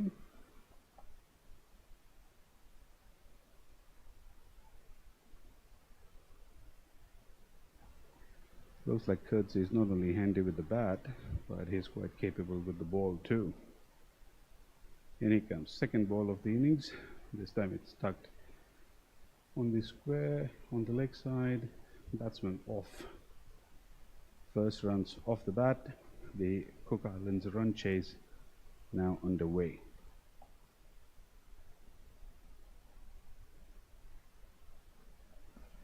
I hope everyone had a nice little break during the innings interval. I'd like to know on the YouTube comment section any thoughts about the first inning score, the Cook Islands bowling, the Thai batting. This one's down leg side, rightfully called a wide by the umpire. Yeah, so please do tell us, what did you think of the first innings and the way the Thailand team batted? Do you think they were too conservative in their approach, or do you think they played within their means and put up a respectable total? I personally think the Cook Islanders did well to keep them under 125-ish, 130-ish. And I think they would fancy their chances of chasing the score down. Maybe not comfortably, but at least with a modest margin to spare.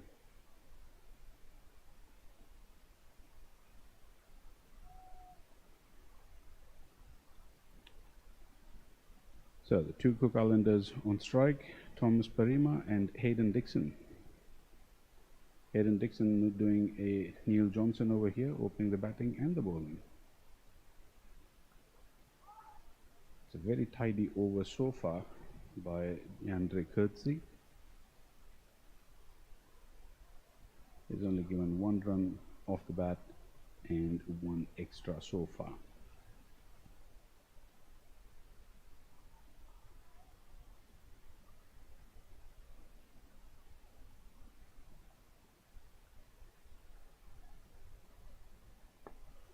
That's a wild swipe by Parima, and he goes past the field, and that's the first boundary of this run chase.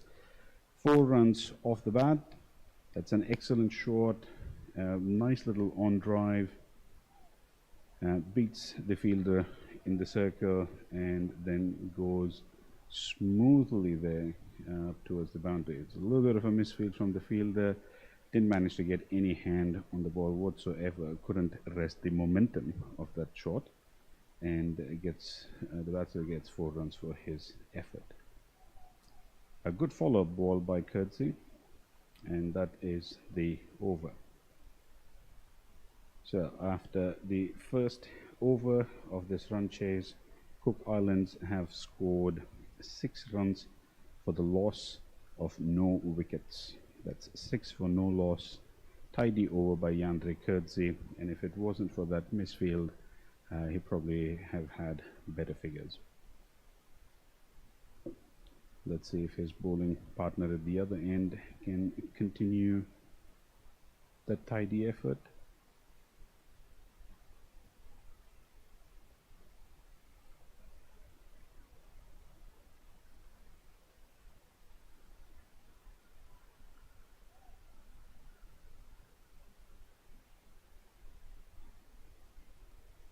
Will be Nitish Sarayekar bowling at the other end.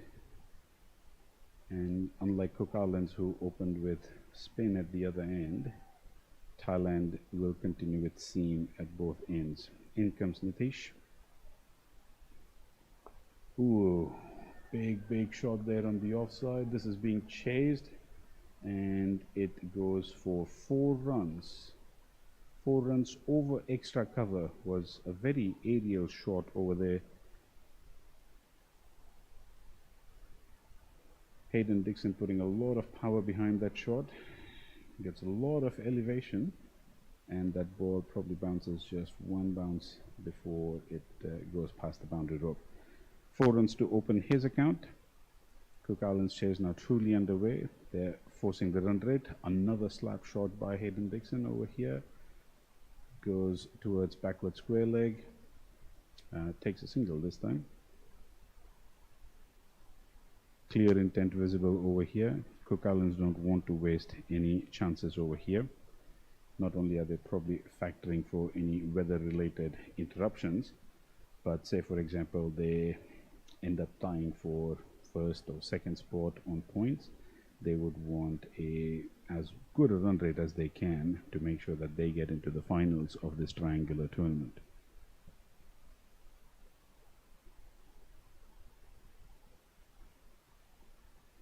Wow, this is an even bigger hit. Once again, this time it goes to the fielder. Parima finding the fielder over there, happy to take a single. It was a short ball to begin with and stood up quite nicely for it to be pulled, and he pulled it with excellent timing. Maybe could have placed it a little bit behind square if he wanted that boundary. But again, these are shots of very fine margins. Hayden gets an inside edge this time. I'm happy to settle for a single.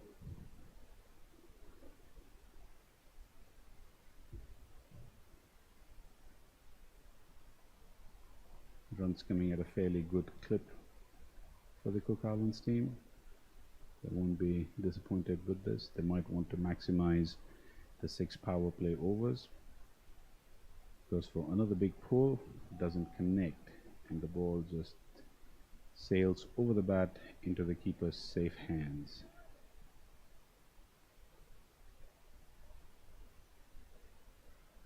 Dot ball over there for Thailand. They'll be happy with that.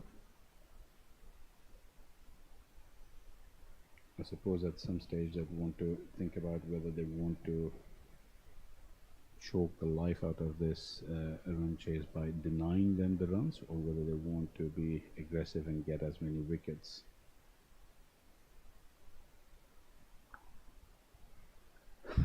As luck would have it, that fielder was moved from the deep on the offside into the circle, and Parima has wasted no time taking advantage of that opening, and he has smashed this over covers for another boundary.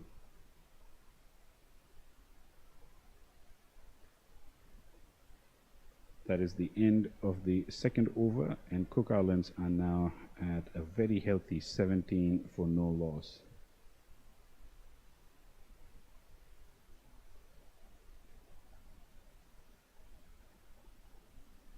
Required run rate is 6.17, sorry, 6, required run rate is 6, and the current run rate is 8.5, so they're definitely in the driver's seat over here.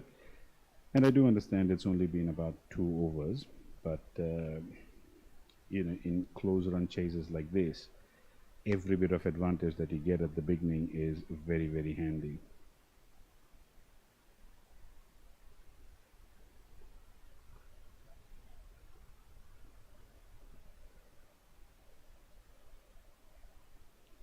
Hayden gets a single this time, taps it to deep extra cover over there, fielder from the deep cutting it off.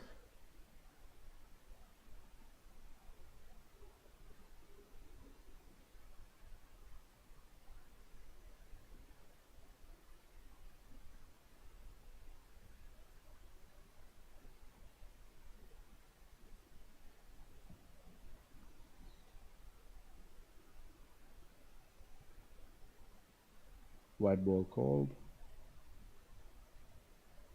I think an attempted short ball, just sort of They get a little bit too short than he wanted it to. Just sat up, bounced over the batter's head.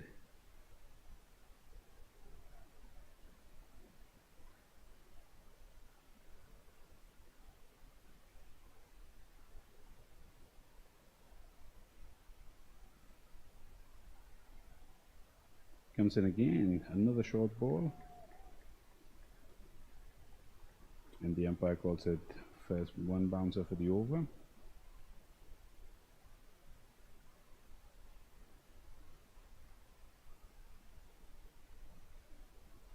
It's not a bad strategy, trying to see if there can be a mistimed hook or pull short, especially when you have a fine leg in the circle and then a deep backward square leg. That's an example of what we were talking about, a mistimed pull shot. Unfortunately, this goes above the keeper for 4. Yet another boundary.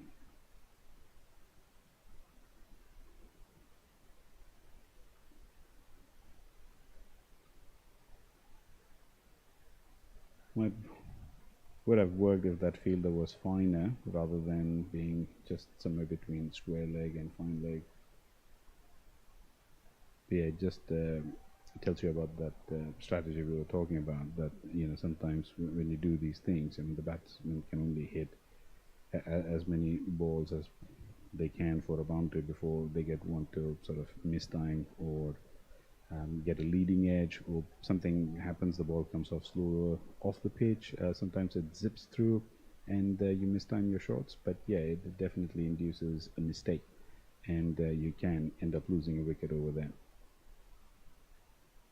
But then the other side of the spectrum is equally true, where it goes into no man's land, there's no fielder over there, and it just runs for a boundary. That's a spanking shot. That is a ferocious pull over there. Ferocious pull. And that has gone for yet another boundary. Cook Islands pressing the accelerator over here. They are not going to die wondering what may happen. They are taking this chase to the Thailand team. And that is a fantastic pull shot over there by Karima.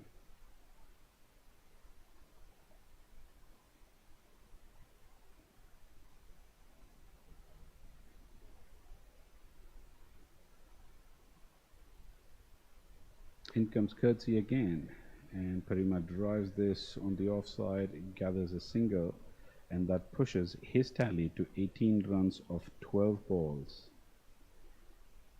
16 of which have come through boundaries. He's striking at a rate of 154.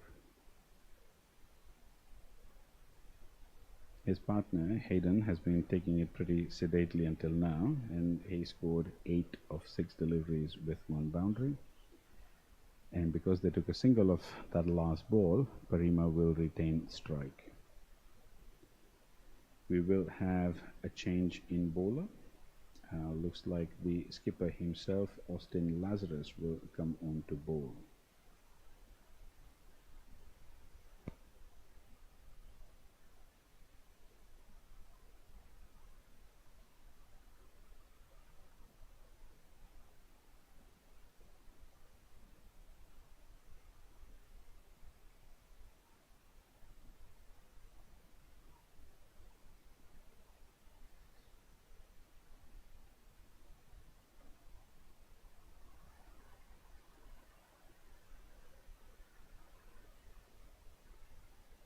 Okay, I stand corrected. The new bowler is Nofon Sinamontri, left arm spin. Ooh, that was a short ball that was begging to be hit. And Thomas Parima was all in position, took his stance earlier, got into position and swiped at it, but just couldn't connect it somehow. In comes Sinamontri again, a repeat of the earlier delivery. There's an aerial pull shot over there, falls 1 bounce short of the fielder. Batsman's been restricted to 1 run. A little bit more power behind that shot, and it may have carried to that fielder at deep square leg.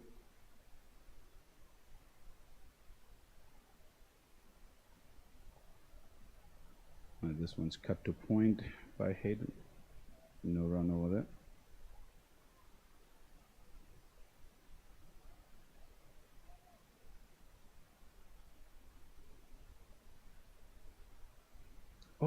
Hayden comes chasing down, misses that ball. How close would that have been for a stumping chance? You can see the keeper is frustrated at not being able to have gathered that ball. Couldn't have been a big dent in this run chase this early on in this innings. Sometimes top level sport is all about getting those finer margins in your favor and not making simple errors or common mistakes, shall I say. Things like drop catches, missed run out chances, missed stumpings.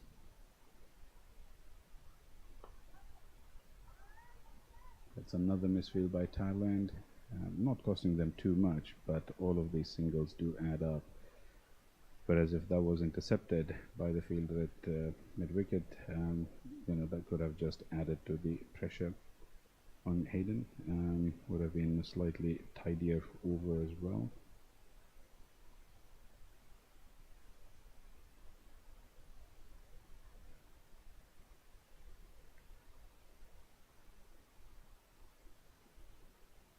Sano has only given I'd say about 2, maybe 3 runs in this over. There was 1 bye and 2 singles. Cook Island scored, now sitting at 31 runs of 4 overs. 2 more overs left in this power play.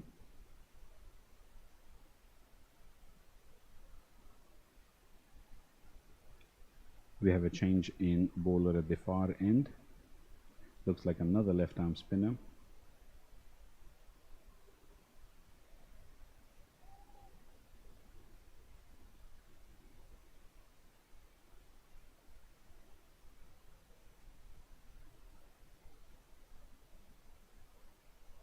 Brings it in quick.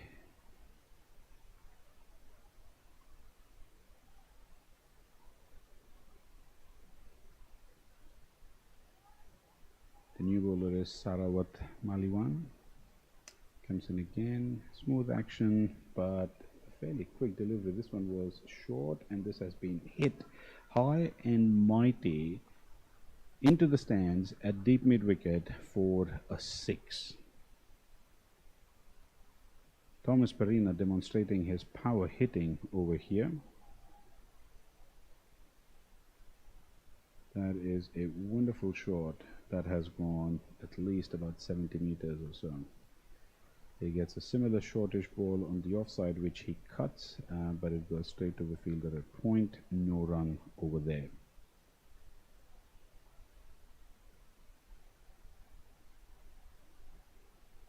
This run chase is going at quite a pace now. Ooh, that's a miss. That is a close miss.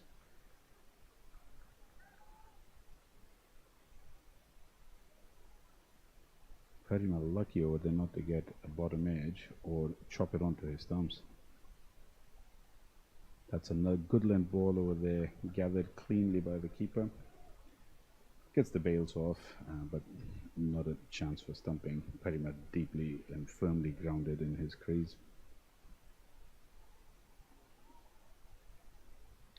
Other than that 6, this has been a very good over by Maliwan. I believe he's probably bowled a little bit on the shorter side, but I think his quickish action and a slightly pacey style of spin, not allowing the batter to free his arms as much as he would have wanted. This time he's erred not just short but also on the leg side, and this has been pulled behind the keeper, unfortunately only for a single, as there was no momentum in that ball. I wouldn't say it's a slow outfield, but there was just no pace. It's quite possible that that might have been a slight bottom half of the bat that ball took, rather than it being hit off the middle. 7 runs therefore come off this over.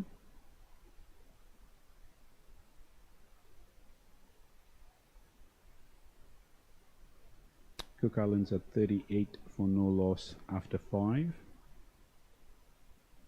Thomas Perima batting at 27 of 22. Hayden Dixon 8 of 8. This is the final over of the power play. As you guys all know, we normally have only 2 fielders that are allowed outside the inner circle.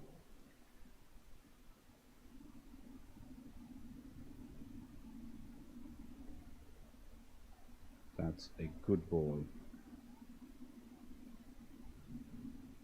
Sano seems to have found the right length over there.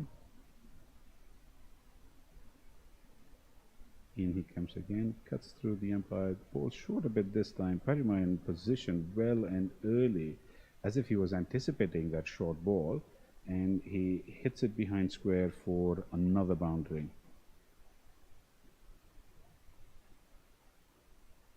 He's taking full advantage of the fielding restrictions over here. Got into position nice and early just as the bowler released that delivery.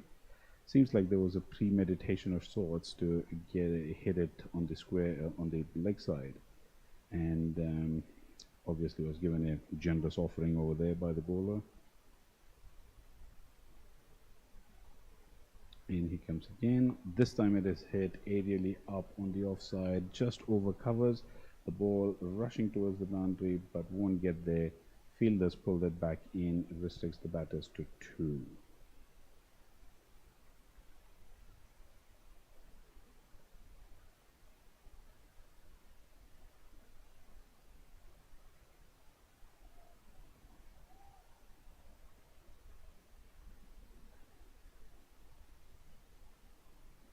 Oh, beautiful, beautiful delivery. I mean, nice loop and dip. And then a slight bit of turn and angle, taking it past the outside edge of the batter. Keeper gathers it very well this time. Tries to effect the stumping. Has an appeal, but umpire gives it not out. Batsman's grounded in the crease or behind the crease. Parima goes towards the leg side again, premeditating that shot. Unfortunately can't get it past the keeper, past the fielder at fine leg. It's not exactly an orthodox fine leg, it's kind of between square leg and fine leg, more or less in a 45-degree position. That's a good ball to end this over. It's a wonderful over bowled over there by Sano. Cook Islands 44 for no loss after 6 overs. That is the end of the power play.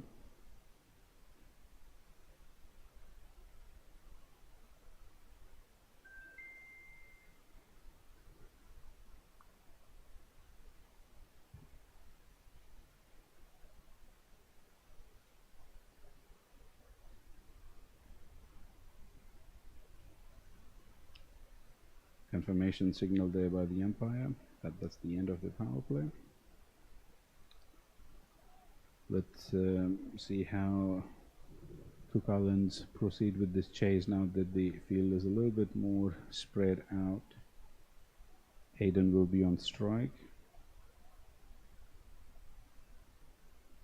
And looks like Sarawat Maliwan will continue from the other end. Ball short this time. Hayden gets into position, pulls it towards mid-wicket. It's intercepted by the fielder, keeps it to a single, throws in a quick return to the keeper who gathers it cleanly and sends the ball back to the bowler.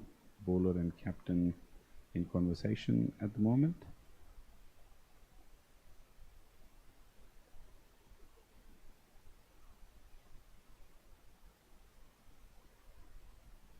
Slightly fuller this time, but on the leg side, and that ball's rushing towards the boundary and gets there. Not a fielder in sight, and by the time the square leg fielder could come round, that ball had crossed that rope. Another 4 runs added to the total off the bat of Hayden this time.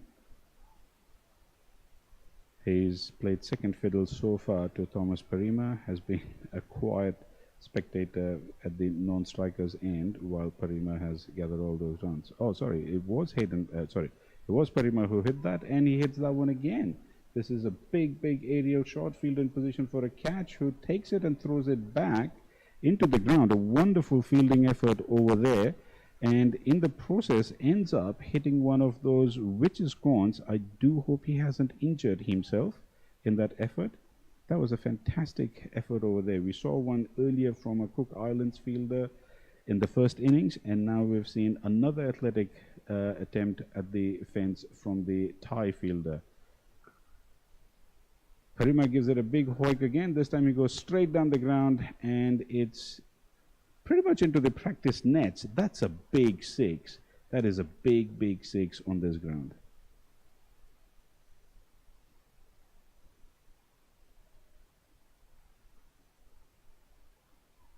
The Japan team will definitely be taking notice of this young man and starting to put strategies and plans in place for when they meet the Cook Islands team.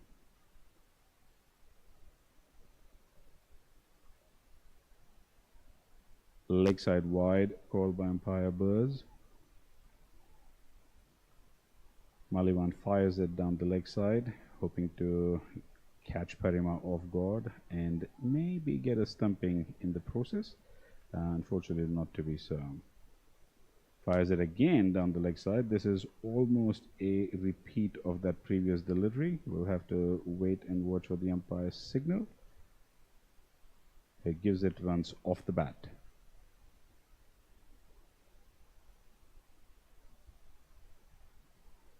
Right, this brings Hayden Dixon now on strike, who's only faced 9 deliveries so far, as opposed to 32 by Parima. And make that 10 deliveries now. That is the over.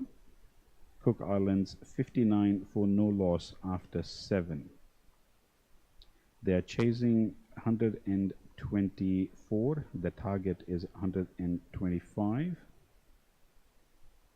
Current run rate is 8.4 with a required run rate of 5.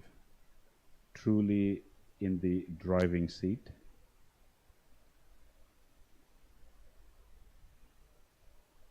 Given their performances in the recent East Asia Cup, I am not surprised to see Cook Islands playing very assertively over here. Even though they don't get as many games as they should, I think their confidence is quite high, and a lot of their players, as we discussed earlier, do play within the club cricket scene in New Zealand, where most of them have honed their skills.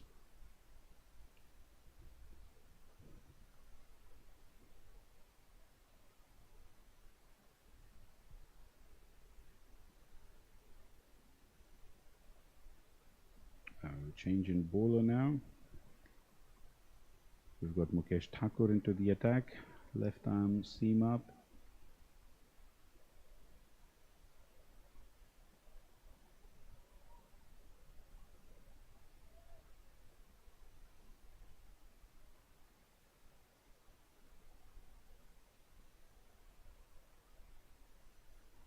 Parima back on strike. Goes for another big hoik this time. And once again the ball falls just short of the incoming fielder. One more run added to the tally. My apologies, that was Hayden who was on strike. Parima now comes to the strike.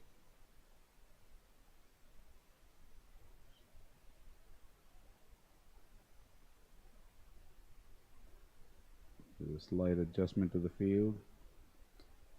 Both bowlers bringing his fielders around. We've got a fine leg coming into place just at the edge of the circle. Parima gives himself room and misses the ball completely, and Mukesh Thakur has his leg stump pegged out. That is bold.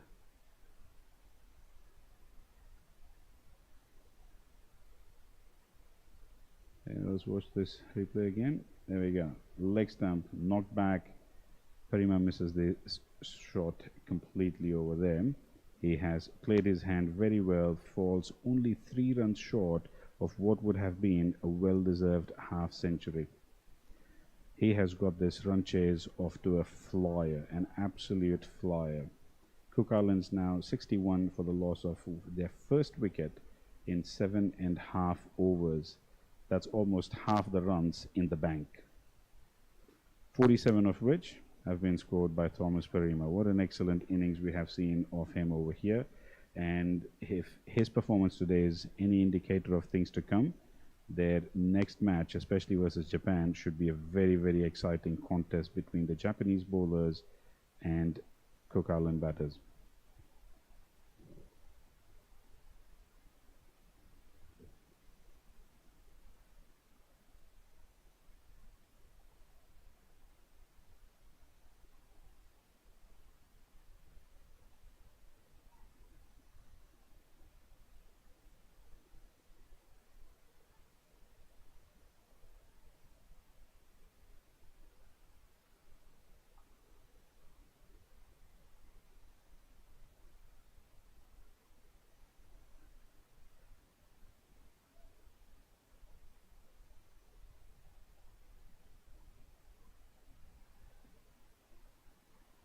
Let's see what Mukesh Thakur has in plan for the next 3 deliveries for this new batter, who is Awe Parima. No idea if he is any relation to Thomas Parima. Could be brothers. In comes Mukesh again. Awe just dabs it on the offside. No run over there. Is quite happy and content maybe to see this over through, just get used to the surface over here, probably play out 4 or 5 deliveries just to make out what the pitch is doing, what the bowler is doing. Mukesh comes in again. Awe hits this towards mid-on where it's fielded by, oh, can't say who the fielder is, I can't say his jersey number, but that was a good piece of fielding and a round of applause from his teammates.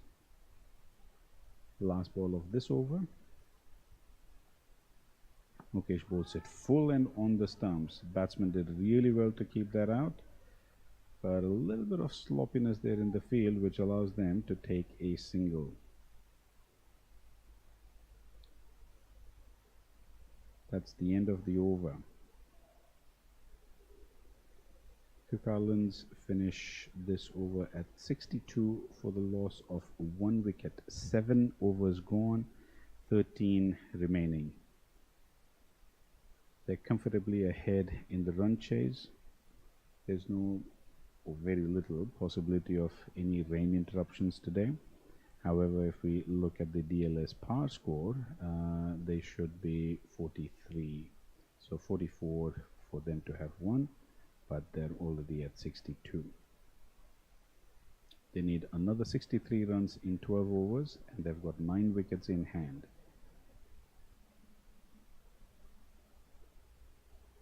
Now, time for another change in bowling, and we shall see a leg spinner.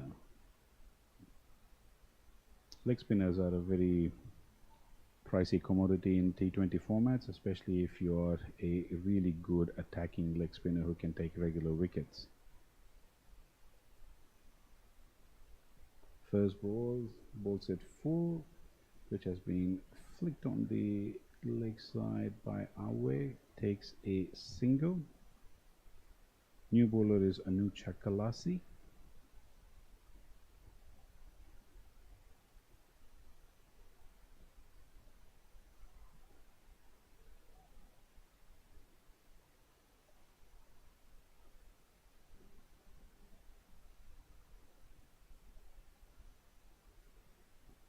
Oh, bait him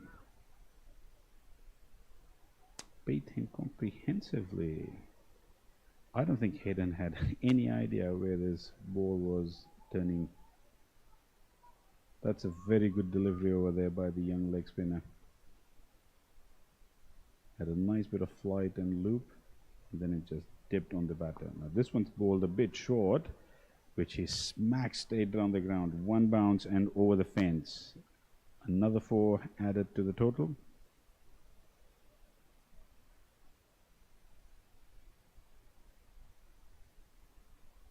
Leg spin is probably one of the toughest skills in bowling. You have to have complete control over your, I'd say, the trajectory of that ball and your release points. It's not easy, definitely not easy to bowl 6 good balls on the trot. Most bowlers will occasionally bowl one that stays short. Oh wow, this has been given out stumped. This ball stayed a little bit low. It went under Hayden's bat. It didn't look as if he had charged on the wicket. I think he was playing from his crease itself, but while he was turning, it feels as if he had tipped his heel over the line. So while his toes stayed grounded, his heel was in the air, and that may have caused his foot to get outside the crease.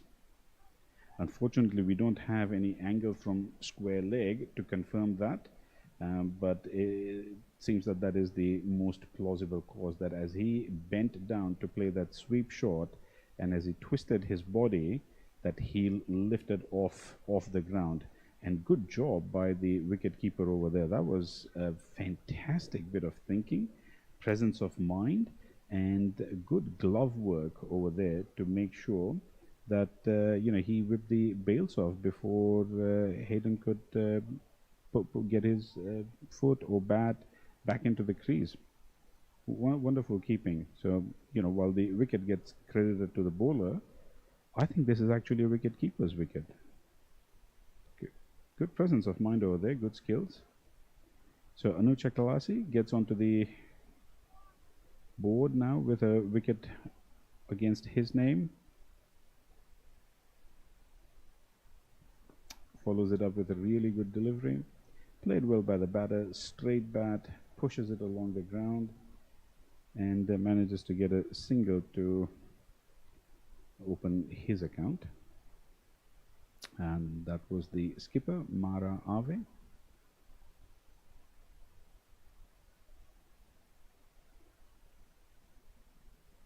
And that brings Awe Parima onto strike now.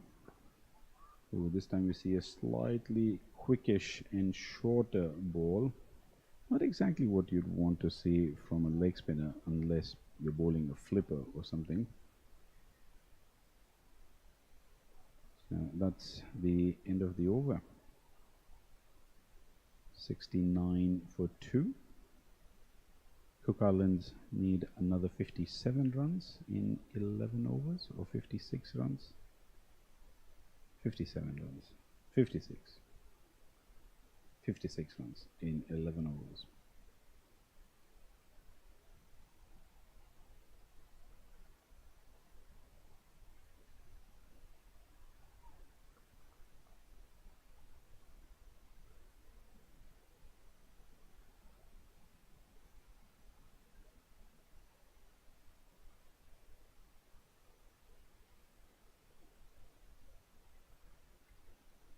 So Mukesh Thakur continuing his spell, comes back for his second over.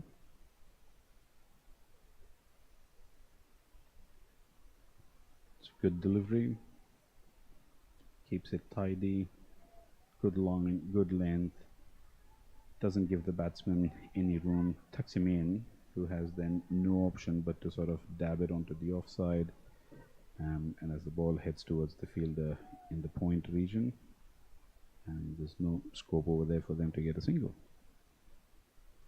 This time the batsman comes down the track, gives Mukesh the charge, and completely misses the shot. Ball stays a little bit low, and you can see from the batsman's body language over there, he's signaling to his partner that the ball stayed a bit lower than what he expected.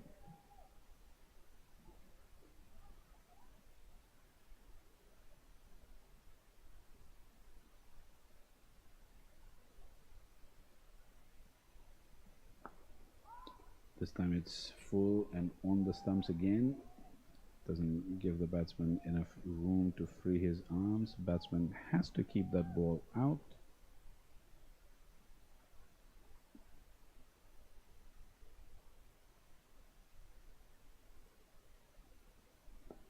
Another good delivery there.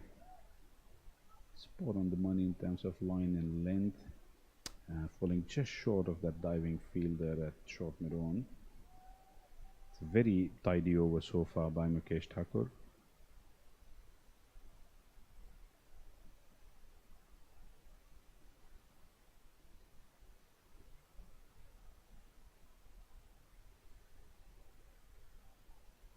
he's done well over here to bring back some degree of control into the Thai effort.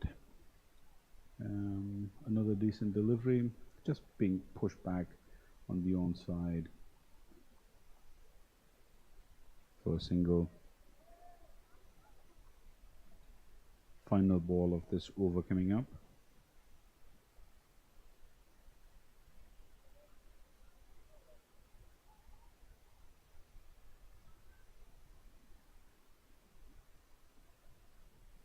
See a slight adjustment in the field. Mid-ons being changed to fine leg. We've got 5 fielders in the circle, 4 fielders in the circle over here. And this one goes towards wide mid-on. Batsmen scamper for 2 and they comfortably get there before the ball returns to the bowler. End of this over, 73 for 2 after 10 overs. So at the halfway mark in this run chase, Cook Islands are 73 runs, needing only 52 more runs.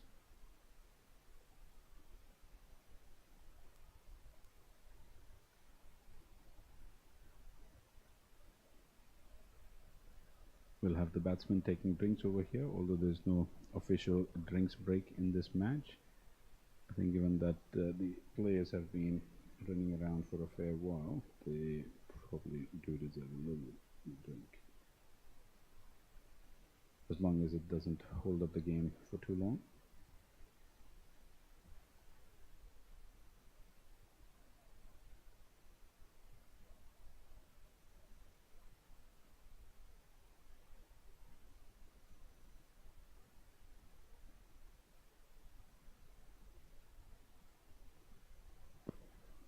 To recap thus far, Cook Islands have been off to a blistering start through the bat of Thomas Parima, who scored 47 of 34 balls earlier, being bowled just 3 runs short of a 50.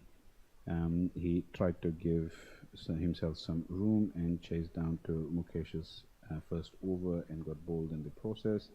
He was supported ably by Hayden Dixon at the top, who then got stumped after he twisted his body in an attempted sweep shot, and then we have Awe and Mara sort of stabilizing the innings since then. From the Thai bowlers, Mukesh and Anucha picking up a wicket each.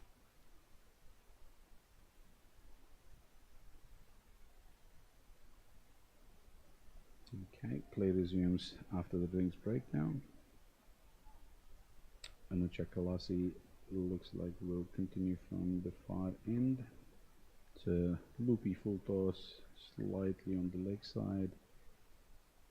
Batsmen take a comfortable single of that, no real danger in it.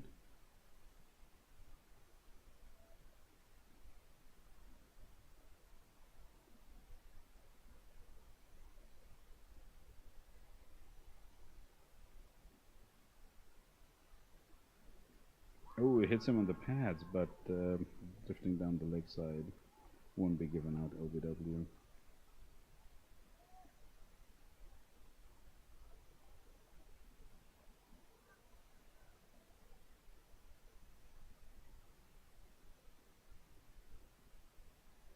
In he comes again, this time a little bit on the short side and taunt with great power. Gets it past that fielder, but then cut off by the boundary rider over there. And he limits the scoring to just 1 run. You can hear the Thai players cheering themselves and the players applauding the effort of their teammate over there. That's a beautiful shot over there on the up, playing with the spin, but unfortunately no run. Mara Ave is one of the classier batsmen in the Cook Islands team.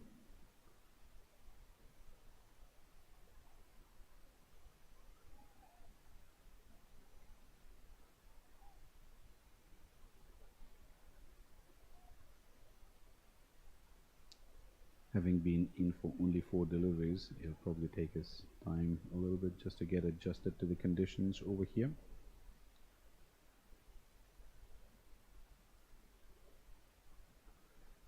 Oh, didn't take him too long to go for the big shot, and that's a big 6, big 6, off a full toss, hits it over square leg boundary. So as well as he can hit pretty looking straight drives, he can also hit the big power shots. That was a wonderful shot. He timed it perfectly, got underneath the ball, gave it enough power and elevation, and placed it perfectly.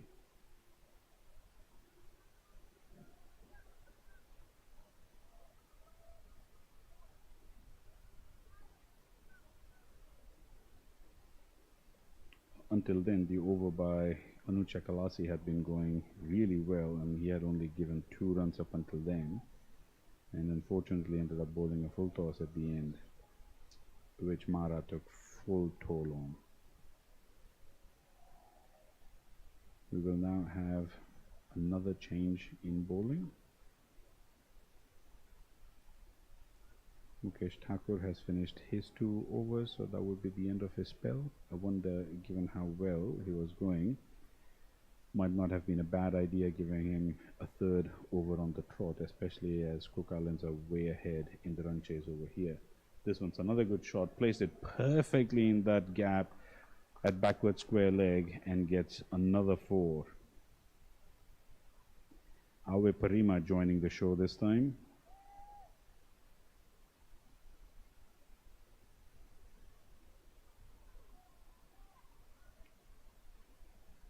The new bowler Fanufong Tongsa greeted with a big hoik towards square leg and a boundary. That is Awe's way of saying hello, welcome to the game, Mr. Tongsa.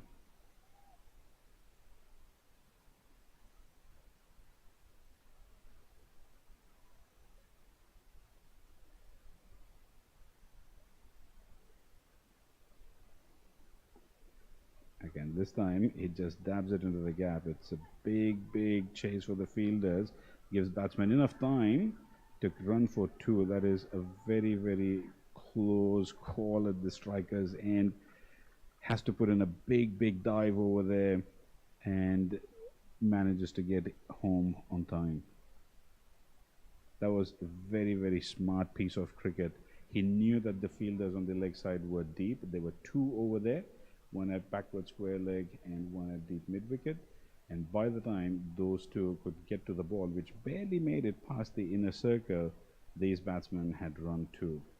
Great bit of running, great presence of mind, good cricket. Tongsa comes in again. This time it's been slog swept towards the leg side, only for a single.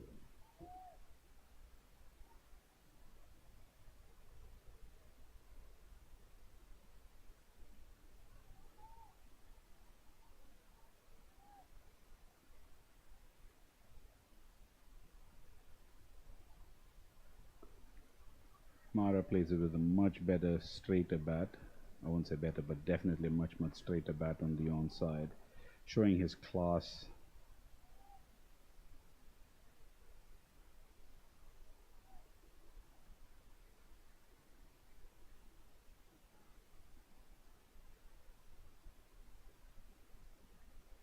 Tongsa coming in for his last delivery of this over.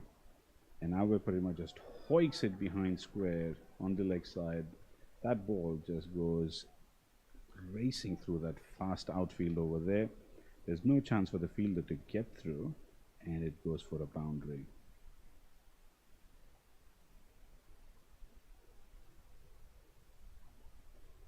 He's placed that so well in that gap, just so well. He knew precisely where those fielders were, got into position early, and just hoiked it.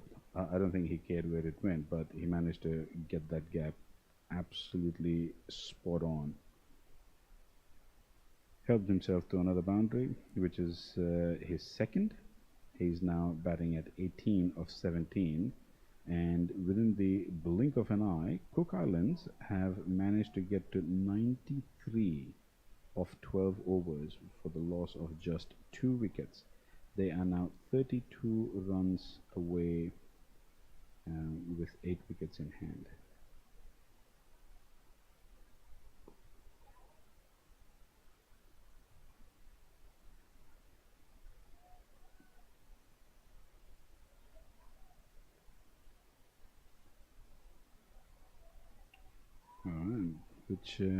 This now brings Sano back into the attack, but from the other end.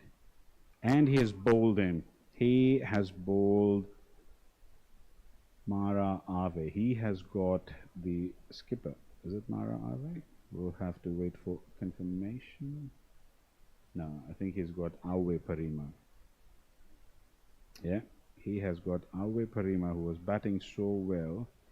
And Senamantri, being reintroduced into the attack but from a different end, has struck with his second delivery of this over. Thailand are cock-a-hoop at that dismissal. They still believe that they can rein in this run chase. Cook Islands still need another 31 runs in 7.5 overs or so, and now suddenly they've got only 7 wickets in hand.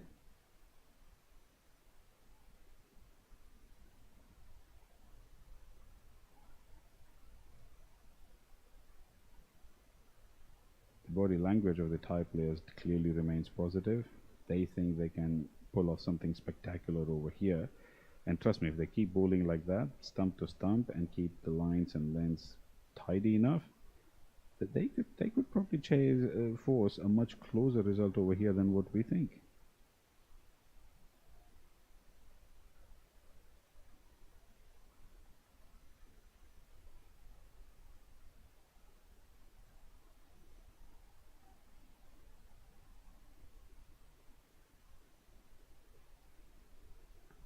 Senamantri comes in again. This one's pushed past covers for a single. Corey Dixon being the new batter.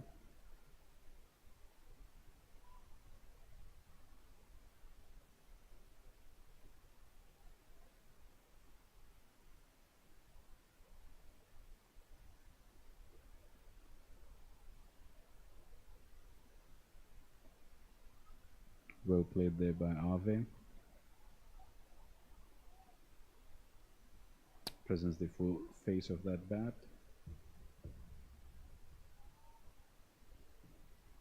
He'll be the one person wanting to make sure that he stays there till the end. Comes in Senamantri. Ave pulls up the reverse sweep, gets contact with us. This ball is racing towards the fence, but just pulls short. Well, it wasn't racing then if it fell short.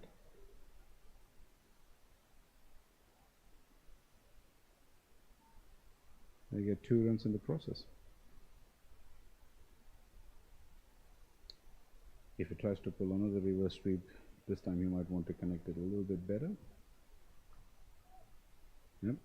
He goes for an orthodox punch on the offside. That is the end of the over. So that's 13 overs gone. Cook Islands 97 for 3. 28 more required now in 7 overs for what would be a wonderful win for them to open their campaign in this triangular tournament.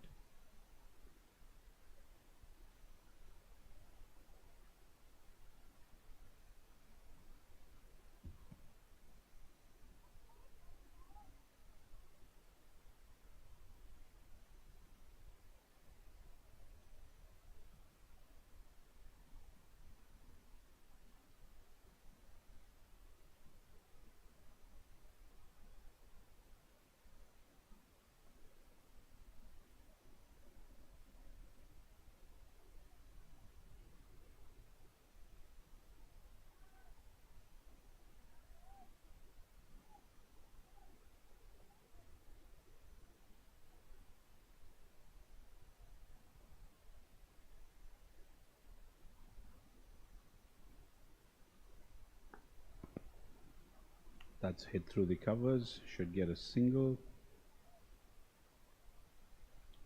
Corey Dixon looking comfortable over there, out in the middle. doesn't seem to have been bothered by any of these bowlers yet. I mean, mind you, he's only played a couple of deliveries. But he seems composed, he seems in control, just as his skipper at the other end.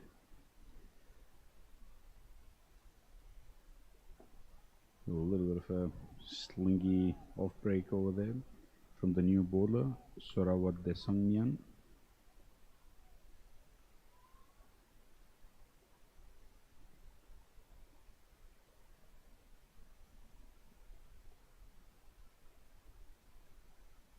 Reminds me a little bit of Kedar Jadhav and the way he used to bowl for India. Occasionally would slip that slingy off break.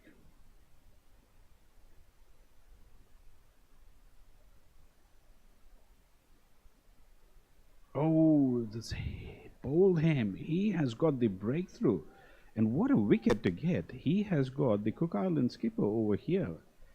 That is a wonderful piece of bowling. He has kept it tidy. He has kept it at the stumps. He hasn't given any width. He hasn't bowled too short. And it looked as if this ball just fizzed or skidded off that surface. Probably went on a little bit quicker than Mara would have expected. And he had already gotten into position to play that pull shot. But that ball was just a little bit too quick for him. Went underneath his bat and hit the stumps.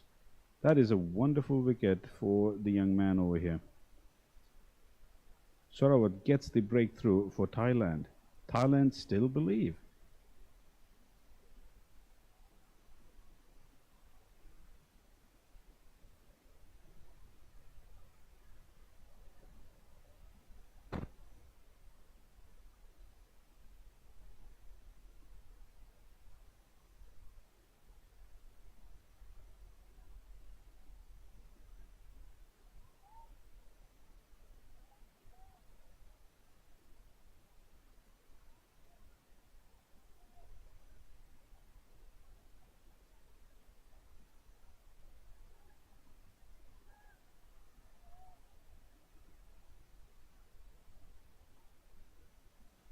Right, in he comes again. Let's see what Sorawat can do this time. Oh my God, that's just I think that's an edge onto the pads. That could so easily have been an inside edge onto the stumps too, or it could have just missed the inside edge and hit the pads. That is a wonderful ball from this young bowler. He bowls again. A little encore from the earlier one, similar sort of delivery. Batsman getting hold of it this time. The new batsman is Liam Denny.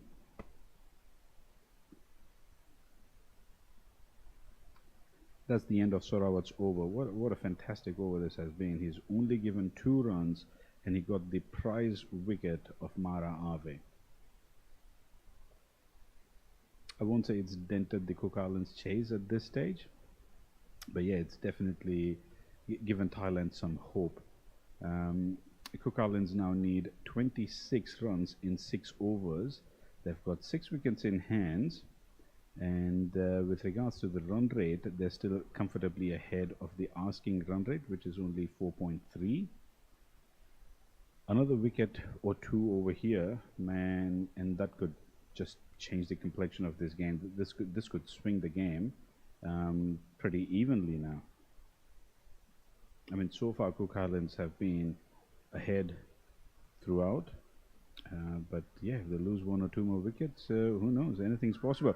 Oh, that has just missed. What did that miss? Oh my God! Oh my God! I mean, the bowler's asking question. There's a big appeal.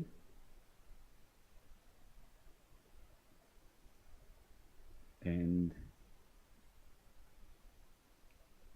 we've got some incident on the field. The umpire's having a chat with the captain and the young bowler. I'm not sure exactly what's being discussed, but it could be something to do with the appeal, maybe the over-enthusiastic nature of the appeal, maybe the bowler doing something in his run-up, I don't know. Much better delivery over here. This time You can see a little bit of turn into the batter as well. Batsman drives it on the up, gets a single. Wow, who would have thought we'd got a little controversial moment in the match? Well, if it was controversial. But clearly something happened over there that the umpire wasn't happy about.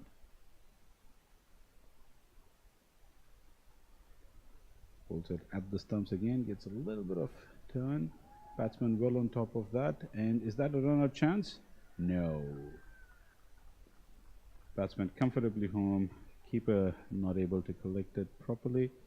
I guess if the throw had been a little bit more accurate and over the top of the stumps, we probably would have seen maybe another potential run out over here. Who knows? This is getting interesting. It's definitely getting interesting now. Oh, what a ball. What a ball. I mean, that tease, just that loop and that drift. Oh, what a beautiful. This is a left arm bowler's dream delivery.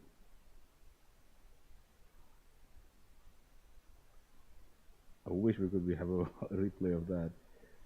Into the next, a similar ball again. This time the batsman manages to get it off the square and gets a run.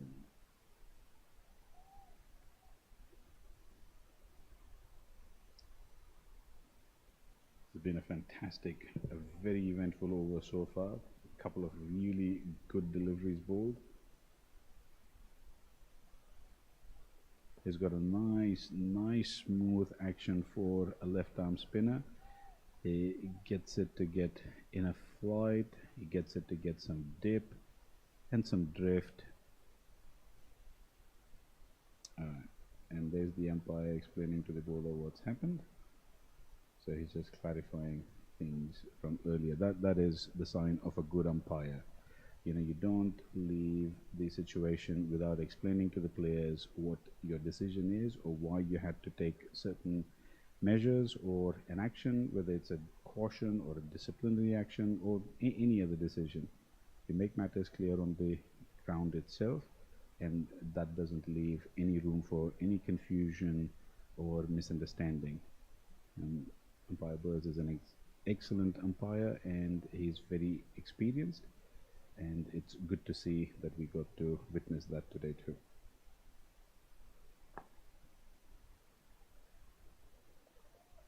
Now, in the grander scheme of things, we are past the 15 over mark. Cook Islands are 105 for 4, 20 runs adrift of their target, and they've got 5 overs in which to chase that down.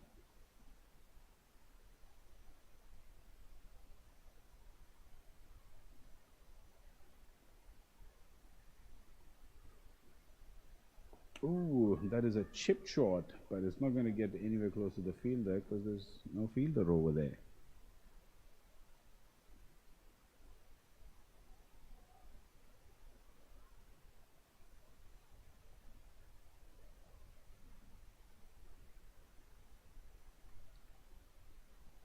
Sorawat Desenyon continuing with his slingy off breaks, I would say.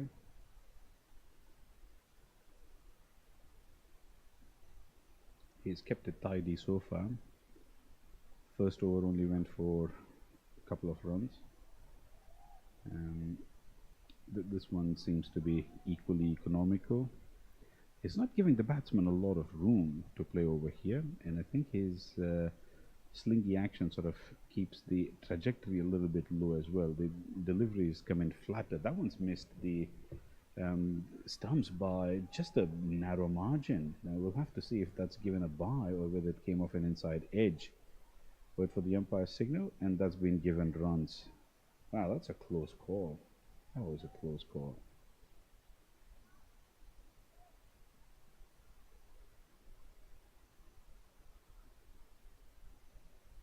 What are we going to get this time? Oh, this is... He's just bowled down the leg side. This surely will be called wide by the looks of it. Batsman run 2, and then there will be the extra third. There we go, confirmation of the signal. That's a wide delivery. 3 extra runs and an extra ball.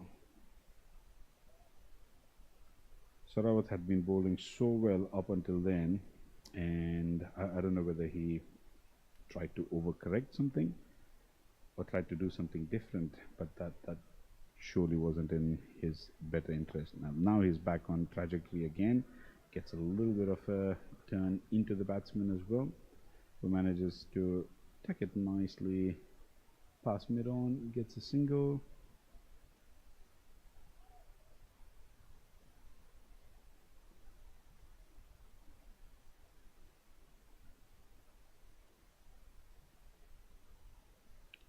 Last ball of this over.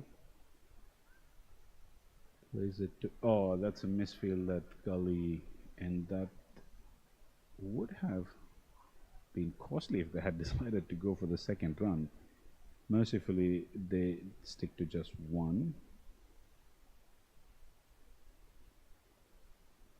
That's the end of the 16th over. 113 the score. 12 more runs for Cook Islands' victory over here. 4 overs in which they need to get them. Required run rates at about 3.10, and their current run rate is 7 point something, so they're well ahead of the game at this stage. Barring a miraculous batting collapse, I think it's safe to say that Cook Islands are likely to win this match.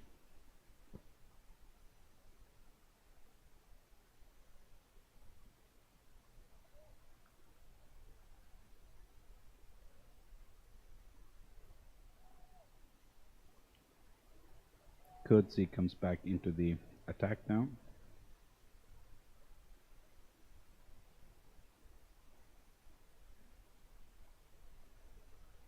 Ooh, that's a good ball to start. Just a hint of a little bit of swing. Just a tiny hint. Clipped away off the pads. One more run.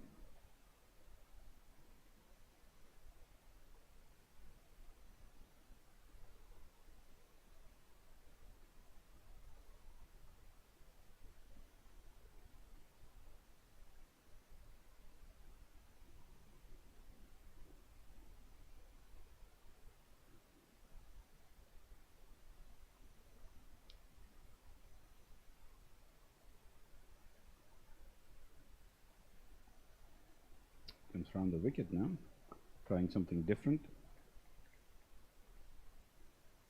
A very rare dot ball.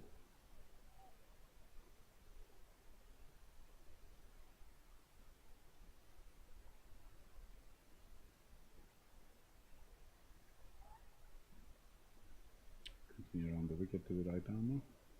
Pulls it short. He gets a little feather of a touch, bottom edge, maybe glove, maybe bat. And that's 4 more. That is 4 more to the total. Liam Denny has been playing around quite safely till now. Tries to pull this one, gets a little bottom edge, and gets 4 runs in the process. Not what Thailand would have wanted. But in the grander scheme of things, I think this is, just reward for Cook Islands' disciplined showing in the first innings when they restricted Thailand to just 124. It's made this run chase just that little bit more comfortable for them. They now need 7 runs in about 3 overs and a bit. Let's see if they get them in singles and doubles, or if somebody goes for a big shot. Oh, that was an attempted big shot.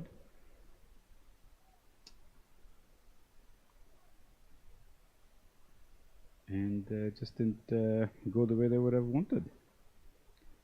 So Gerald Kurtzy, not Gerald, Yandre Kurtzy gets his wicket. That's his reward for very good bowling. He's kept it in that channel, and I think the angle coming in round the wicket has worked very well for him. There's a fantastic catch by the keeper as well, Akshay Yadav. I guess it should be mentioned, who previously had that excellent stumping to his name too.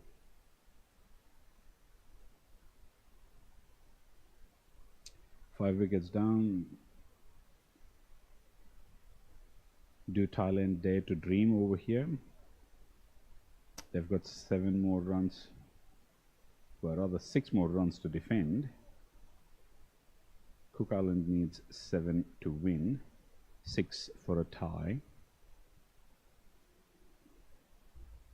They've got 3 overs and 1 ball. Can one of the Thailand bowlers spark a mini collapse over here? Will somebody get maybe a double wicket in a maiden over or even a hat-trick or something? Oh, wow, wow. Just as we speak, Yandre Kurtzi knocks back the stumps. Speaking of double wicket in an over, there we go. You have 2 wickets in 2 balls. That is wonderful. I mean, does Thailand dare to dream now? Beautiful, beautiful delivery. Full length, just a little bit of late swing. The batsman plays inside the line, and that pegs back the middle stump. Well bowled, Yandre Kurtzi, to finish that over with 2 wickets in 2 balls. Fantastic, fantastic stuff. This match is now basically getting a lot closer than what I think people would have anticipated or thought. At the end of 17, Cook Islands are 118 for 6. They need 7 for a win.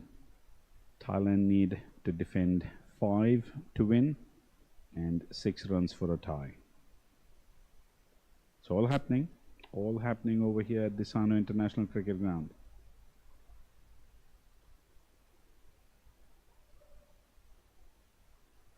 It's pleasing to see that the Thailand players' body language isn't negative. You know, they're still upbeat. They still think they can do something over here.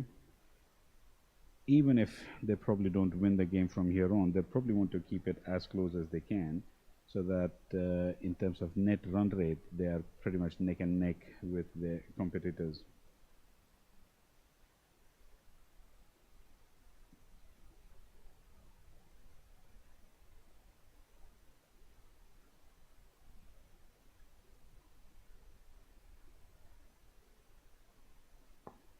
Oh, beautiful delivery over there.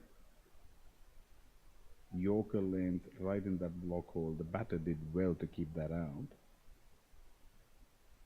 Bonus points for getting a single out of it.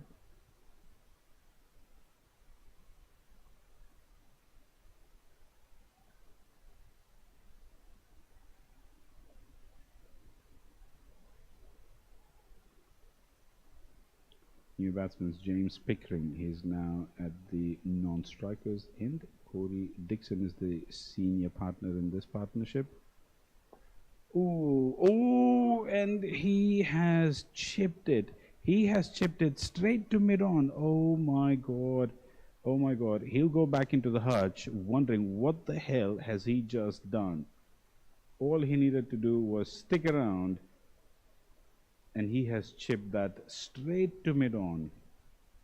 What a turnaround in this match. We had 2 wickets in 2 balls at the end of last over, and now we have 1 wicket in the first 2 deliveries of this over by Mukesh Thakur, who has bowled excellently up till now.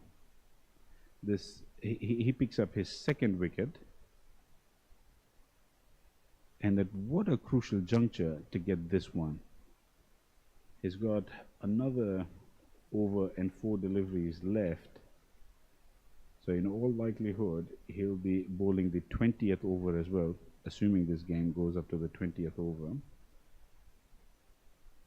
Now, how have these fortunes changed? Cook Islands 7 wickets down. They might want to take things a little bit steady over here and just make sure that they don't lose any more wickets in a half.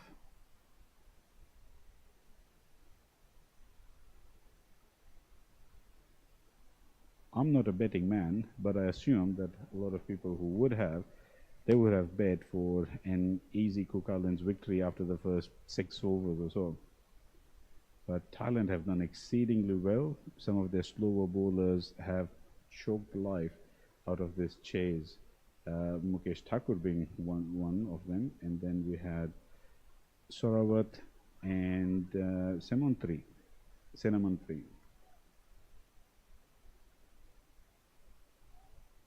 Dot ball adds to the pressure. Mukesh Thakur just sticking to the basics over there, not trying to do anything flash or fancy. Can he do it one more time? Yes, he does. That's another lofted drive. Two fielders coming in. Oh, the confusion. Oh, the confusion, and there's a drop. Oh my God.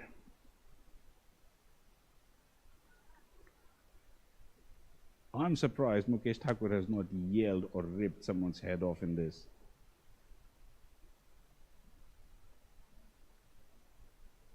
That was such an easy catch, and there were two fielders there, and just the confusion of it all led to that drop chance. What a moment in the game, people. What a moment in the game. Follows it up with an excellent dot ball. Once again, he's kept that on the money. He's stuck to his plan. He has been set afield by his captain, and he's bowling to his field. What more can he do? Maybe get the fielders out of the equation. Oh, what a great delivery.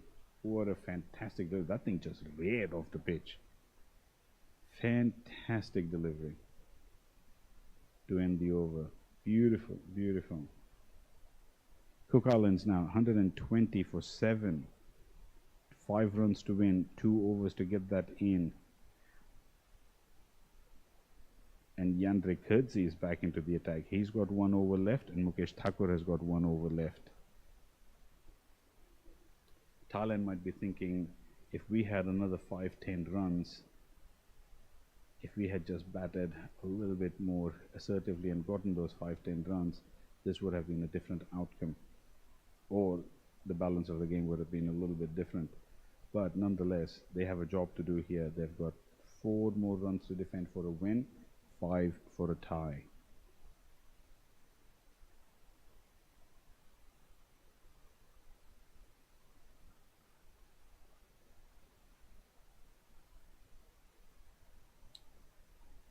Kurtzi comes in, bowls full, sort of tries to get it in shape. Low full toss for the batter, who can't manage to get it away. Hits it back to mid-on, who keeps it in check. Batsmen don't risk a single. I don't think they'd want any needless run-outs over here, given that they only have 3 more wickets in hand. Kurtzi comes in again, bowls. Oh, smartly, he gets an outside edge, but the lack of the slip fielder costs them, and this ball goes for 4. The tides have changed once again. I mean, how costly is that lack of slip fielder? Time and time again, we see this in all grades of cricket, whether it's international, state, club level, that someone batting towards the tail end of the innings comes in, takes a wild hoik, there's an edge, but there's no slip, and that ball goes towards a boundary. And this is exactly what has happened here now. Scores are now tied, 124. Kurtzi comes in again, bowls it into the block hole again. Batsman defends it. He's not taking any risk. He doesn't want to be the villain in trying to be the hero. So he's not going to, hoik it if it's not in his arc. He plays it safe, keeps it out, doesn't want his stumps go cartwheeling. We now see a slip in place. Too little, too late. Ooh, Kurtzi get that ball past the outside edge. He gets it past the outside edge. Akshay behind the stumps collects it, but no edge from the batsman. And again, too little, too late. They would be wondering what could be if we had had that slip at the beginning of this over. What could be if we had taken that catch in the last over. Bowls it again, gets another edge. This time it's dropped by the keeper. It's not it's not an easy chance to get hold of. Keeper was going down to his left, but because of the edge, he then had to change direction and go to his right. Didn't stick in his gloves, and that's the end of the game, people. That is the end of the game. Cook Islands have won this game. It looked set to be a game where they would win in a canter, especially the way they started. Thomas Parima making absolute hay while the sun shone, literally. Scored 47 blistering runs, and then Thailand just kept knocking back those wickets. They kept themselves in the chase through the spin of Thongsa, through Mukesh Thakur, through the return overs of Kurtzi, through the spin of Senamantri, through Maliwan, and they tried. They believed till the end that they could somehow make it to the last over, maybe make it to the last ball even. How dejected are they going to be after this game when they sit back and reflect on what could have been and the missed opportunities? Fascinating. Sport is just fascinating. We have been treated to a wonderful match between Cook Islands and the Thai men's team over here. Images being broadcast live from the Sano International Cricket Ground, courtesy of Japan Cricket Association, who is hosting this triangular tournament. It has been a beautiful sunny day over here, and it has been an absolute pleasure to bring you this game and do the comms in English. Two of my other colleagues would have done the same in Japanese language. If you're new to the JCA feed, please support them by subscribing to their channel, liking the videos that they broadcast, watch the highlights clips please. They have some fantastic innings and knocks and fielding efforts and bowling efforts that are part of the archives on the JCA channel. Young emerging cricketing nations like these deserve every bit of support that they can get. So if you're not able to commit financially, please do so by subscribing to the channel, posting comments, spreading the word, follow them on Instagram, on Facebook, whichever is your favorite social media platform. And likewise, please show your support for Thailand and the Cook Islands team as well. They have been wonderful today. They have played in good spirit, and hopefully we'll get to see them in action as the tournament progresses, and we'll have many more close games. That's it. This is me calling it off for the day from Sano International Cricket Ground. Thank you so much for joining us today. We will see you tomorrow for the second match of this tournament. And that is to be played between Japan and Thailand. So the home team will be in action tomorrow. Stay tuned, same channel. See you later, everybody. Take care. Have a nice evening. Bye-bye.